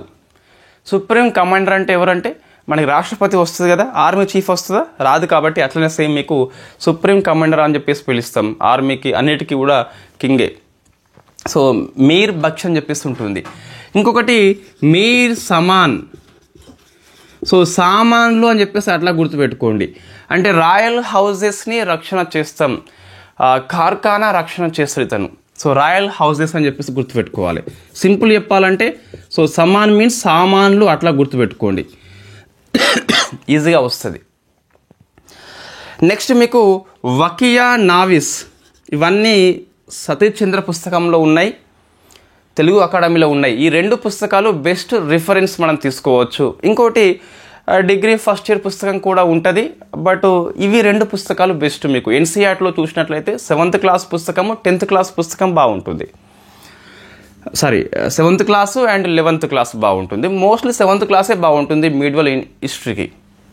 సో వకియా నావిస్, ఇన్ఫ్యాక్ట్ వీళ్ళు న్యూస్ పేపర్స్ సమాచారాన్ని చేరవేస్తారు. వీళ్ళు గూఢాచార సిస్టమ్ వేరు, ఇది జస్ట్ వార్తల సేకరణ అని చెప్పేసి న్యూస్ రిపోర్టర్స్ మాదిరిగా పనిచేస్తాడు. సో న్యూస్ రిపోర్టర్స్ మాదిరిగా పనిచేస్తాడు. నెక్స్ట్ సో ముహత్ సిబ్ అని చెప్పేసి, సో ఈయన ఏం పని చేస్తాడు అంటే సెన్సార్ ఆఫ్ పబ్లిక్ మోరల్స్, చెప్తే తెలుగులో కూడా సెన్సార్ ఆఫ్ పబ్లిక్ మోరల్స్ అంటే ఏమొస్తుందంటే ప్రజల యొక్క నైతిక విలువలని ఇతను పర్యవేక్షణ చేస్తాడు. సో అక్బర్ చూడండి, ప్రజలు కూడా నైతిక విలువలు కలిగి ఉండాలని చెప్పేసి ఒక అధికారిని నియమించడం జరిగింది. వెరీ ఫస్ట్ టైం ఇటువంటిది మీరు చూస్తే. సో ముహత్ సిబ్ అని చెప్పేసి పిలుస్తాం. ప్రజల నైతిక విలువలని మీద ఒక అధికారం చెప్పేసి ఒక మినిస్ట్రీ అని చెప్పేసి ఉంటాడు. సో మీర్ బక్షి కొత్తగా వచ్చింది, మీర్ సమాన్ కొత్తగా వచ్చింది, వకియా నావిస్ కొత్తగా వచ్చింది, ముహత్సిబ్ అని చెప్పేసి కొత్తగా వచ్చింది. ఇవి మీకు సెంట్రల్ లెవెల్లో ఉన్న పరిపాలన అండి. ఇంతే, మీకు ఇంకా ఇవే మినిస్టర్ సరిపోతుంది, ఏ ఒకటి ఎక్స్ట్రా అవసరం లేదు. రైట్. నెక్స్ట్ మనము ఈ కింది స్థాయికి వెళ్తే ఏముంటుందని చెప్పేసి చూద్దాం ఒకసారి. సెంట్రల్ లెవెల్లో మీకు కొన్ని మినిస్ట్రీస్ డిస్కస్ చేసినాం కదా. ఇప్పుడు సో ఈ సెంట్రల్ని మనం ఏం చేస్తామంటే కొన్ని సుబాలుగా చేస్తాం. సో సుబా అనగా మనకి మొఘల్స్ విషయంలో ప్రావిన్స్గా పిలుస్తాం. ఈ సుబాని మనము సర్కార్స్గా డివైడ్ చేస్తాం. సర్కార్స్ అంటే డిస్ట్రిక్ట్ అని చెప్పేసి అనుకోండి. దీన్ని మనము పరాగణాస్. ఇన్ఫ్యాక్ట్ ఇది కొద్దిగా చూస్తే షేర్షా మాదిరిగా కనిపిస్తుంది, బట్ షేర్షా సుబా అని చెప్పేసి పేరు పెట్టలేదు, గమనించాలి. అక్కడ ఓన్లీ ప్రొవిన్స్ అని చెప్పేసి ఉంది, ఇక్కడ సుబా అని చెప్పేసి కొత్తగా మొఘల్స్ యాడ్ చేసుకోవడం జరిగింది. సో కిందికి వస్తే విలేజెస్. సో ఇది మీకు అన్ని పుస్తకాల్లో ఉంటుందండి. ఈ సుబాలో ఉన్న ఆఫీసర్సు, సర్కార్లో ఉన్న ఆఫీసర్సు, పరగణస్లో ఉన్న ఆఫీసర్సు, విలేజ్లో ఉన్న ఆఫీసర్సు మనము మంచిగా నోట్ మేకింగ్ చేసుకోవాలి. మనకు చూస్తే గుర్తుండాలి. కఠిన పదాలు ఉన్నప్పుడు ఇరికిచ్చి రాసుకోవద్దు. డిస్కస్ చేద్దాం. సో ఫస్ట్ ఈ సుబా అంటే మీకు సుబేదార్ అని చెప్పేసి వస్తుంది. సుబా అంటే సుబేదారి వస్తుంది. సేమ్ సెంట్రల్లో ఉన్న వాళ్ళే ఇక్కడ కూడా ఉంటారు. There is no any difference.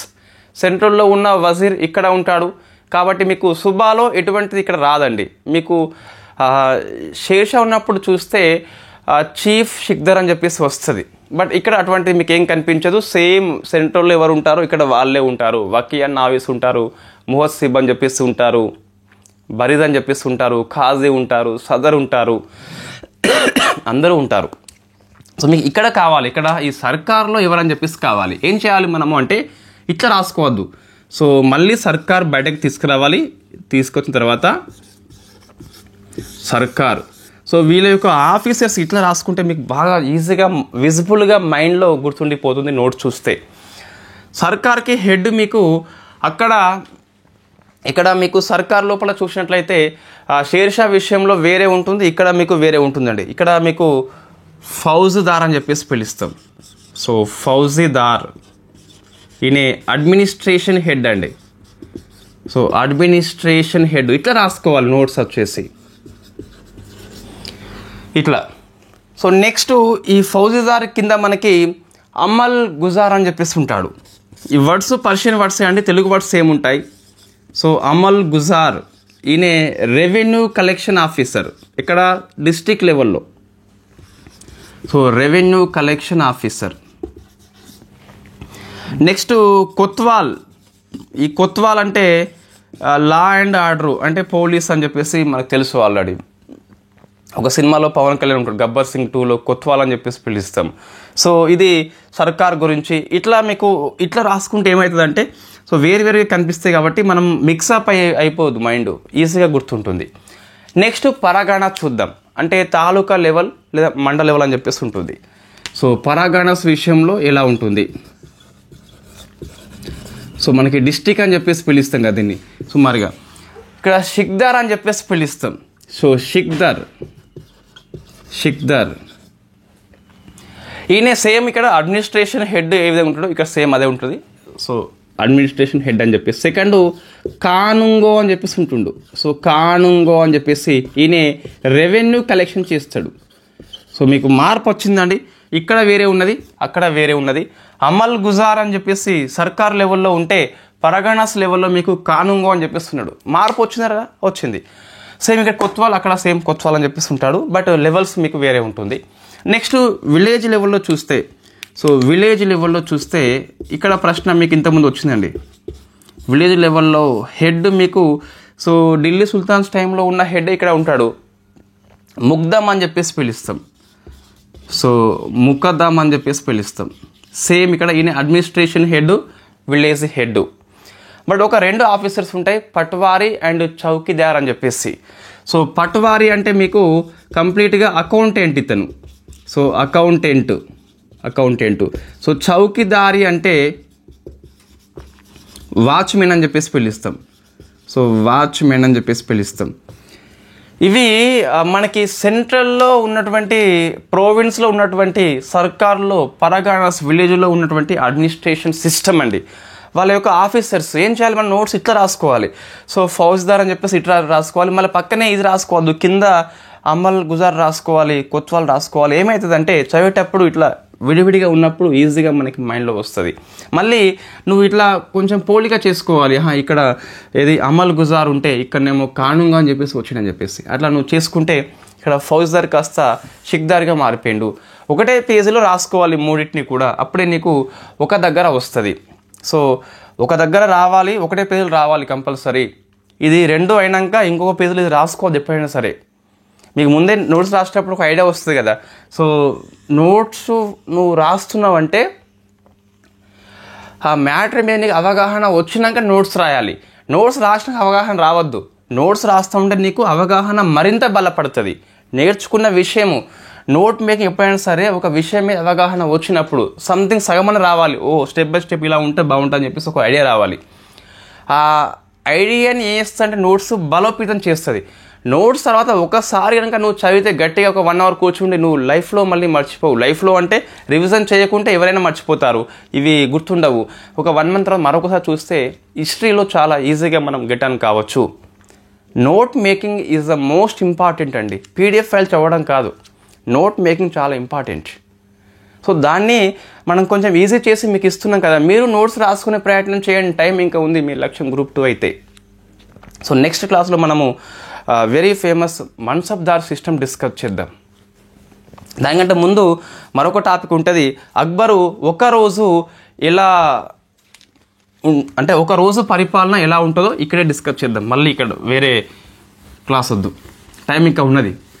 So మన క్లాస్ ప్లస్ అకాడమీ వాళ్ళు 5 GB కంటే ఎక్కువ తీసుకోరండి. 5 GB అంటే మన మొబైల్లో 23 minutes మాత్రమే. అది దాటితే మళ్ళీ దాన్ని ఎడిటింగ్ చేయాల్సిన అవసరం ఉంటుంది. మన ఎడిటింగ్ మనకి రాదు కాబట్టి 23 minutes లోపే క్లాస్ ఉంటుంది ఏదైనా సరే.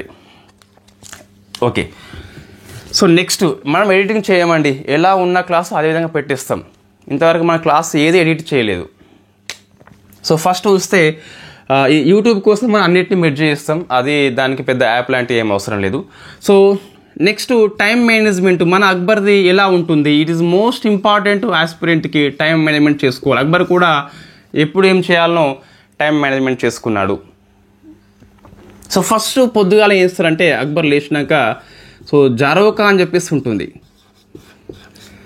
జరోకా అంటే ఏంటి అంటే ఒక పర్షియన్ పదం. అది సుల్తాన్స్ ఎవరైనా సరే అంటే రాజులు ఎవరైనా సరే ఈ బాల్కన్ దగ్గరికి వచ్చేసి సన్ రైజ్ తర్వాత పొద్దుగాల అంటే మరి పొద్దుగాల ఈ టైంలో కాదు, ఈ టైం ఇప్పుడు 4:30 ఎంతో అవుతుంది.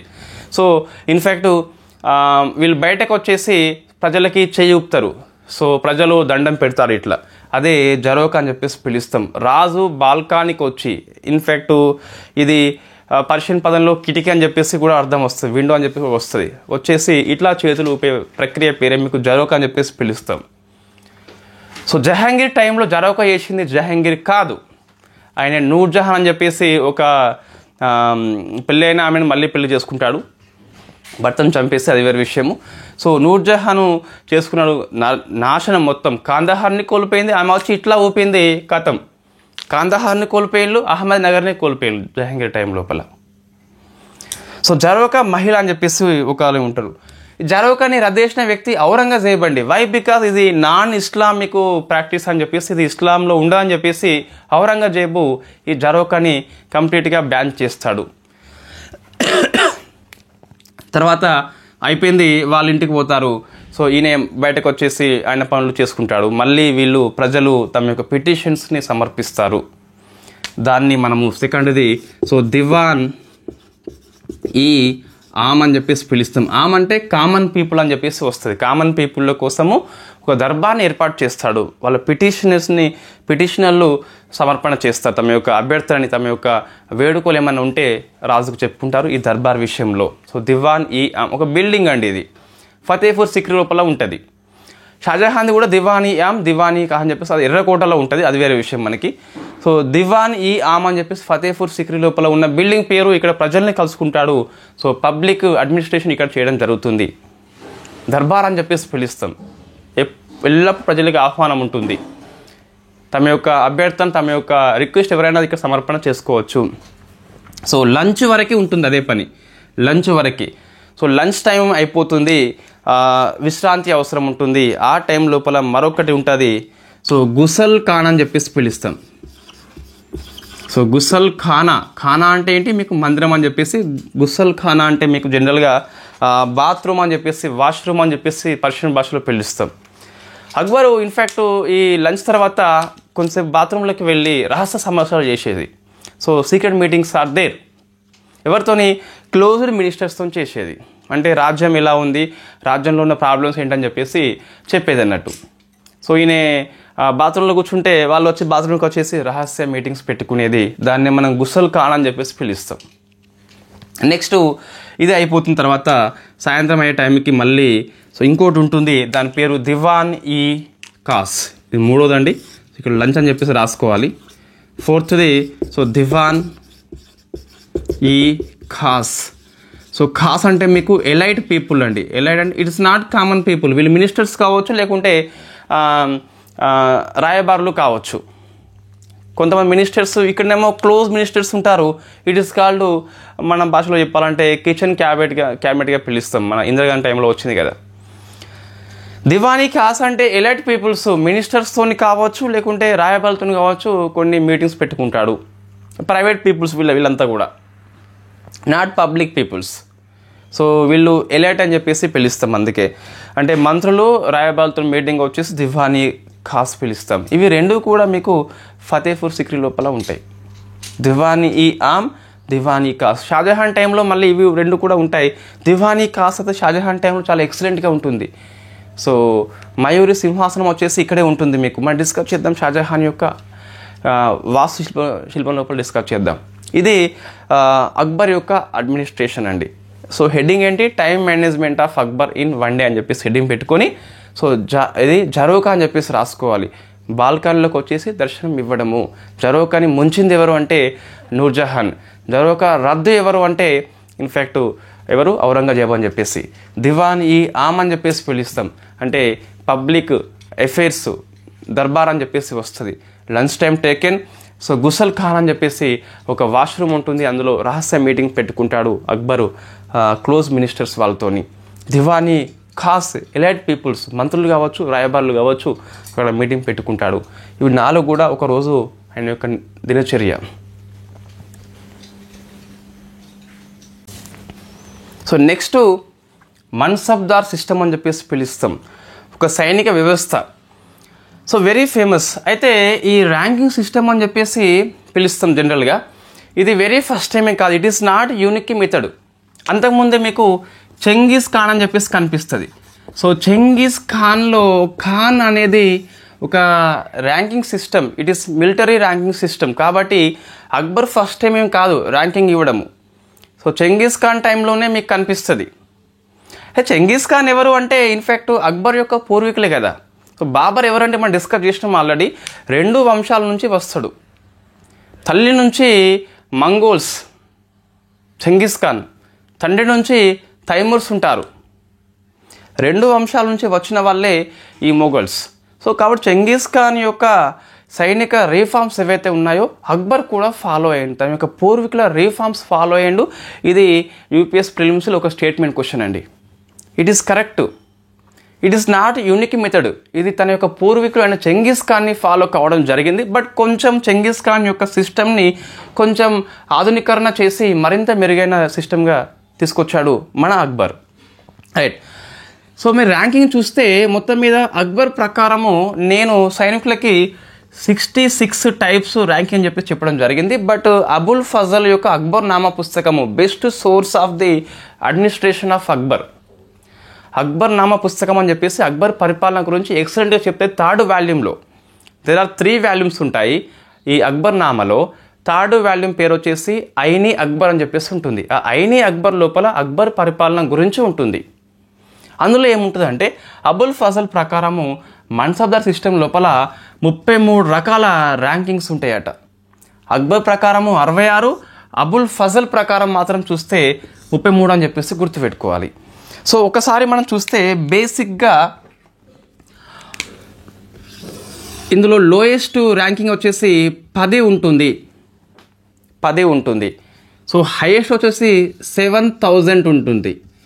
ఈ 7000 పొందింది కేవలం ఇద్దరే అక్బర్ టైం లోపల. ఎవరు అంటే ఒకరేమో రాజా మాన్సింగ్ అని చెప్పేసి పిలుస్తాం. ఇక్కడ రాసుకోవాలి, నోట్స్ ఇట్లా రాసుకోవాలండి. సో రాజా మాన్సింగ్ అని చెప్పేసి పిలుస్తాం ఒకరు. మరొకరు మీర్జా అరీజ్ కోకా. సో ఇవి ఇంగ్లీష్ వర్డ్స్ ఏముంటాయి, మీర్జా అరీజ్ కోకా అని చెప్పేసి వీళ్ళిద్దరు మాత్రమే 7000 ర్యాంకింగ్ పొందినటువంటి మన్సబ్దారులు. సో మిగతా వాళ్ళు ఎవరు కూడా అంత ర్యాంకింగ్ తీసుకోలేదు. అక్బర్ టైం లోపల ఇది ఔరంగజేబ్ టైం నాటికి ఇంకా ఇది ఎక్కువ అయిపోయింది, 10,000 వరకు వెళ్ళిపోతుంది, అది వేరే విషయం. షాజహాన్ టైంలో విస్తరించబడుతుంది, జహంగీర్ టైంలో విస్తరించబడుతుంది. సో మళ్ళీ దీంట్లో మీకు 3 టైప్స్ ఉంటుంది వాళ్ళ యొక్క ర్యాంకింగ్ బట్టి. సో 10 నుంచి ఒక 500 వరకు ఒక రకంగా ఉంటుంది, ఇక్కడ నుంచి 2500 వరకు ఒక రకంగా ఉంటుంది. వాళ్ళ ర్యాంకింగ్ బట్టి వాళ్ళని కేటగిరీ చేసినాం మళ్ళీ మనం. 3 టైప్స్ ఆర్ దేర్. ఫస్ట్ చూస్తే ఇక్కడ నుంచి ఇంతవరకు ఉన్న దాన్ని మనము మన్సబ్దార్గా పిలుస్తాం లేదా మన్సబ్గా పిలుస్తాం. సో మన్సబ్గా లేదా మన్సబ్దార్గా పిలుస్తాం. ఇక్కడ నుంచి 2500 వరకు చూస్తే దీన్ని మనము అమీర్గా పిలుస్తాం. సో అమీర్గా పిలుస్తామండి. ఇంతవరకు దీన్ని అమీర్ ఈ అమజ్, అమీర్ ఈ అజం, అమీర్ ఈ అజం లేదా అమీర్ ఈ ఉమ్డా అని చెప్పేసి పిలుస్తామండి. ఇది ప్రశ్న వస్తుంది, why it is mention in Satish Chandra పుస్తకం. మీడివల్ ఇండియా హిస్టరీకి వెరీ ఫేమస్ అంటే ఒకటి సతీష్ చంద్ర పుస్తకము, సెకండ్ తెలుగు అకాడమీ ఎర్రవట్ట పుస్తకము, ఇంకోటి డిగ్రీ ఫస్ట్ ఇయర్ పుస్తకం. 3 పుస్తకాలు ఎనఫ్ అండి. మీరు ప్రతి క్వశ్చన్ కంపల్సరీ చేస్తారు. ఒక 10 క్వశ్చన్లు ఇస్తే 9 అయితే చేస్తే సరిపోతుంది. సో మీకు 3 ఉన్నాయి కాబట్టి సో వాటి యొక్క ర్యాంకింగ్ బట్టి 3 టైప్స్ బ్రాడ్ సిస్టంలో మీకు ఈ పదం ఉపయోగించినప్పటికీ వాళ్ళ ర్యాంకింగ్ బట్టి మళ్ళీ 3 టైప్స్ మనం చేసుకున్నాము. ఇందులోనే 66 రకాలు ఉంటారు. ఓ 10, 20, 30 అని చెప్పేసి అట్లా 66 రకాలు ఉంటారట. అబుల్ ఫజల్ ప్రకారము 33 రకాలు అయితే ఉంటారు. రైట్. నెక్స్ట్ మళ్ళీ ప్రతి మన్సబ్కి 2 ర్యాంక్స్ ఉంటాయండి. సో 2 ర్యాంక్స్ ఉంటాయి. ఒకటేమో జాట్ అని చెప్పేసి పిలుస్తాం, సెకండ్ది సవార్ అని చెప్పేసి పిలుస్తాం. సో ఇట్లా రాయాలి అండి. మనం చెప్దాం ఎట్లా నోట్స్. ఇది మేకింగ్ సిస్టమ్, దీని కింద రావాలి, ఇది కింద రావాలి. Okay right. ఇట్లా రాస్తే ఏమవుతుంది మీకు, సో ఇట్లా ఉన్నప్పుడు ఈజీగా మనకు తెలుస్తుంది, ఓహో ఇంతవరకు ఇది, ఇంతవరకు ఇది, ఇంతవరకు ఇది. దీన్ని రాతపూర్వకంగా రాస్తే మంచిగా అందంగా రాస్తే ఏం గుర్తుండదు. మళ్ళీ మన్సబ్ ఇట్లా రాదు. మళ్ళీ మన్సబ్కి 2 ర్యాంకులు ఉంటాయి, 2 ర్యాంకులు మంచి నీట్గా, 2 నీట్గా ర్యాంకులు నీట్గా. సో జాటు అండ్ సవారు ఇట్లా రాయొద్దండి, ఉంటాయి అట్లా రాయద్దు. ఇట్లా రాస్తే మీకు తెలుస్తుంది కదా notes. This is note making style. అది టెక్స్ట్ బుక్, మన టెక్స్ట్ బుక్ మెథడ్ మనం రాసుకోవద్దు. రైట్. సో జాట్ సిస్టమ్ అని చెప్పేసి మనం డీటీపీ ఎందుకు చేయించామంటే ఇట్లా డీటీపీ చేసే వాళ్ళు ఉన్నారా అండి? లేరు. వాళ్ళు ఏం చేస్తారంటే దీన్ని రాస్తారండి, ఇట్లా రాస్తూ ఉంటారు, లేదా కాపీ పేస్ట్ చేస్తారు ఇంకో దానికి తీసుకొచ్చి. అట్లా ఉండదు కాబట్టి మనకి డీటీపీ చేయించట్లేము మనం. ఎవరైనా ఉంటే చెప్పండి, నేను చేయిస్తాను కంపల్సరీ ఇట్లా రాసే వాళ్ళు ఉంటే. సో జాట్ సిస్టమ్ అని చెప్పేసి చూస్తే ఇది తన యొక్క పర్సనల్ ర్యాంక్ అండి. పర్సనల్ ర్యాంక్ ఎవరి మన్సబ్దారి యొక్క పర్సనల్ ర్యాంకు. దీంతోపాటు ఆయన యొక్క సాలరీ కూడా ఇక్కడే మీకు ఉంటుంది. సో సవార్ అంటే ఇది హార్సెస్ మెన్. చూడండి ఎట్లా ఈజీగా ఉంటుంది, కింద రాస్తాం నీట్గా, పెద్దగా రాస్తాం నోట్స్ లోపల. సో హార్సెస్ మ్యాన్ అని చెప్పేసి ఎంతమంది హార్సెస్ మ్యాన్ ఉంటారు? సో మినిమం అయితే 10 కాబట్టి సో 10:20 మనం మెయింటైన్ చేస్తాం కంపల్సరీ. అంటే 10 మంది హార్సెస్ మెన్లు ఉంటే, అశ్వపు దళాలు ఉంటే వాళ్ళ దగ్గర అశ్వాలు 20 ఉంటాయి, 20 ఉంటాయి. Double compulsory maintain. Why? Because కొన్ని రెస్ట్లో ఉంటాయి గుర్రాలు, కొన్ని యుద్ధంలో ఉంటాయి కాబట్టి. సో ఇక్కడ మీకు చూస్తే ఏమర్థం కావాలి, ప్రతి మన్సబ్దారుడికి ఇందులో 2 ర్యాంక్స్ ఆర్ దేర్. ఒకటి జాట్, తన యొక్క పర్సనల్ ర్యాంక్, తన యొక్క హోదా, తన యొక్క సాలరీ ఉంటుంది. సెకండ్ది సవార్ అని చెప్పేసి పిలుస్తాం. అంటే తన ఒక మన్సబ్దారు ఎంతమంది అశ్వపు దళాలని మెయింటైన్ చేస్తారని చెప్పేసి. సో ప్రతి అశ్వపు దళానికి 2 గుర్రాలు ఉంటాయి, 2 ఉంటాయి గుర్రాలు, అది గుర్తుపెట్టుకోండి. రైట్. ఇంకా ఇక్కడ ప్రశ్న వస్తుందండి, ఎట్లా వస్తుందంటే ఈ ఢిల్లీ సుల్తాన్ సమయంలో ఉన్నటువంటి సిస్టాన్ని ఫాలో అయిందా అక్బర్ అంటే ఫాలో అయ్యండి అనేది చెప్పాలి. ఎట్లా అంటే ఇప్పుడు వీళ్ళు ఎవరండి, సవర అంటే ఇదేమో హార్సెస్ మెన్లు, వీళ్ళు అంటే మనుషులు, ఇవేమో హార్సెస్, ఇవి హార్సెస్. సో ఈ హార్సెస్ మెన్కి రికార్డ్ మెయింటైన్ చేసిండు. దీన్ని ఏమంటే మనం చెహ్రా అని చెప్పేసి పిలుస్తాం, లేదా హూలి అని చెప్పేసి పిలుస్తాం. ఎస్, ఢిల్లీ సుల్తాన్ టైంలో ఉన్నదాన్ని ఫాలో అయ్యిండు. చెహ్రా అండ్ హూలియా వచ్చింది కదా. సో హార్సెస్కి మీకు ఇన్ఫ్యాక్ట్ దాగ్ సిస్టమ్ అని చెప్పేసి తీసుకొచ్చిండు.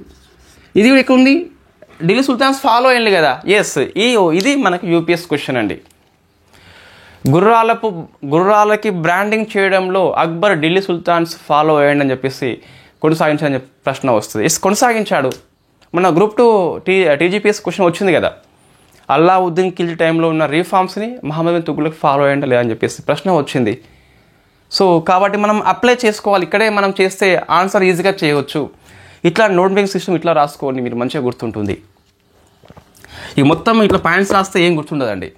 ఎస్, ఇది మీకు అర్థమైంది. మన్సబ్ 2 ర్యాంక్స్ ఆర్ దేర్. ఒకటి జాట్ అని చెప్పేసి పిలుస్తాం, పర్సనల్ ర్యాంకు. సవార్ అంటే ఎంత అశ్వప్ దళాలని పెంచి పోషిస్తుండు. సో ప్రతి వ్యక్తికి 2 గుర్రాలు ఇస్తాము. ఆ వ్యక్తుల్ని మనము రికార్డ్ మెయింటైన్ చేస్తాము. చెహ్రా అని చెప్పేసి, హులి అని చెప్పేసి పిలుస్తాం. మనం డిస్కస్ చేసినాం ఆల్రెడీ. హార్సెస్కి బ్రాండింగ్ అంటే మేలు జాతి అశ్వాలు ఇవేమో మామూలుగా ఉంటాయని చెప్పేసి బ్రాండింగ్ చేస్తాం మనము. యుద్ధం ఎక్కువ ఉన్నప్పుడు సో మంచి బ్రాండింగ్ ఉన్న హార్సెస్ తీసుకెళ్తాము. దీన్ని దాగ్ అని చెప్పేసి స్టాంప్ వేస్తారు. ఈ గుర్రము మేలు జాతి, ఈ గుర్రము మంచిది కాదని చెప్పేసి బ్రాండింగ్ ఇస్తారు. రైట్. మళ్ళీ ఈ మన్సబ్లో ఈ జాట్ సవార్ల యొక్క దళాలు బట్టి 3 టైప్స్ ఉంటాయి. సో ఇవన్నీ నిజంగా ఎగ్జామ్లో వస్తాయండి, వస్తాయి. పుస్తకంలో ఉన్నాయి అంటే లక్ష్మీకాంత్ పుస్తకం ఎంత ఫేమసో ఇది కూడా అంతే ఫేమస్. సేమ్ ఈక్వల్, ఒకటి ఎక్కువ ఒకటి తక్కువ కాదు. So 3 types are there. ఒక టైప్ ఏంటి అంటే జాట్ ర్యాంక్ ఎంత ఉందో దానికి ఈక్వల్గా సవార్ ర్యాంక్ ఇస్తారు. అంటే ఇది 5,000 ఉంటే ఇది 5,000 మందిని ఇస్తారు, సేమ్ ఇస్తారు అన్నట్టు. ఇది అంటే ఇటువంటి వాళ్ళ దగ్గర ఉంటుంది. రాజా మాన్సింగ్, మీర్జా అరీజ్ కోకా వాళ్ళ దగ్గర ఉంటుంది అన్నట్టు. సేమ్ 7,000 ర్యాంక్ ఉంటే 7,000 మంది అశ్వాలను ఇస్తారు. వాళ్ళ గుర్రాలు డబల్ అయితే మీకు కనిపిస్తాయి. సెకండ్ది ఈ జాట్ పర్సనల్ ర్యాంక్ ఎంత ఉందో అందులో సగం సవార్లు ఇస్తారు, సగం కాకుంటే అంతకంటే ఎక్కువ కూడా ఇవ్వచ్చు. అంటే ఫర్ ఎగ్జాంపుల్ మనము ఒక 1000 ర్యాంక్ ఉంటే కనుక సో ఈ సవార్లు అశ్వపు దళాలు ఎంత ఉంటుందంటే 500 లేకుంటే అంతకంటే ఎక్కువ, 600 కావచ్చు, 700 కావచ్చు. 1000 అయితే ఉండదు. అది ఉంటే ఈక్వల్ అయిపోతుంది కదా. 3 రకం ఉంటుంది. సో జాట్ కంటే హాఫ్ లేదా సగము కంటే తక్కువ, లెస్. 1000 ఉంటే 400, 300 ఉంటే ఉండొచ్చు. అంటే మళ్ళీ 3 టైప్స్ ఆర్ దేర్. ఈ 3 రకాల ప్రశ్న వస్తుందండి. అల్లావుద్దీన్ ఖిల్జీ మార్కెట్ రకాలని చెప్పేసి ప్రశ్న వచ్చినప్పుడు ఇది ఎందుకు రాదు? సో అక్బర్ విషయంలో మన్సబ్లు మీకు ఈ జాట్ సవాళ్ళను బట్టి 3 రకాలుగా ఉంటుంది. ఒక ప్రశ్న వస్తుంది మీకు స్టేట్మెంట్ రూపంలో. సో చదివి ఉండాలి కంపల్సరీ. ఇట్లా రాసుకోండి. మనం నోట్స్ లోపల దీని కింద ఇది రాస్తాం, దీని కింద ఇది రాస్తాం. నోట్స్ మంచిగా ఉంటుంది. బోర్డు కాబట్టి మనకి అట్లా రాయలేము, ఇంకా కిందకి పోలేం కాబట్టి. ఇది నోట్ మేకింగ్ స్టైల్ని చెప్తున్నా ఈ క్లాస్ ద్వారా. రైట్, ఇట్లా రాసుకోండి. మీరు నీట్గా అంటే రైటింగ్ నీట్గా కాదండి, నీట్గా అంటే సో ఇట్లా మీకు నోట్స్ అనేది నీకు అర్థం కావాలి, ఈజీ మెథడ్లో చదువుకోగలిగాలి ఉండాలి. టెక్స్ట్ బుక్లు అనేవి అంతా మీరు చదువుతాం కానీ మనం బయట ప్రైవేట్ పబ్లికేషన్స్ కానీ సో అది అంత మంచిగా ఉండదండి, అనుగుణంగా ఉండదు. ఇట్లా రైటింగ్ రూపంలో ఉంటుంది. మైండ్ ఎక్కువ తీసుకోదు అది. మీకు ఎగ్జామ్ హాల్కి అయినప్పుడు ఆ రాతలు గుర్తుకు రావు, ఈ గీతలు గుర్తుకు వస్తాయి. ఇది మీరు రాసుకోండి, ఇంకా మీకు బాగా గుర్తుకు వస్తుందండి. మీరు రాసుకోండి. ఇది నేను రాసిన నోట్స్ కదా. సో మీరు ఫస్ట్ ఏం చేయాలి, నోట్ మేకింగ్ చేయాలి అంటే ఫస్ట్ నీకు సబ్జెక్ట్ మీద కొంచెము ఆ చాప్టర్ ఫస్ట్ పేజ్ నుంచి లాస్ట్ పేజ్ రాసుకో, ఇట్లా చదవాలి.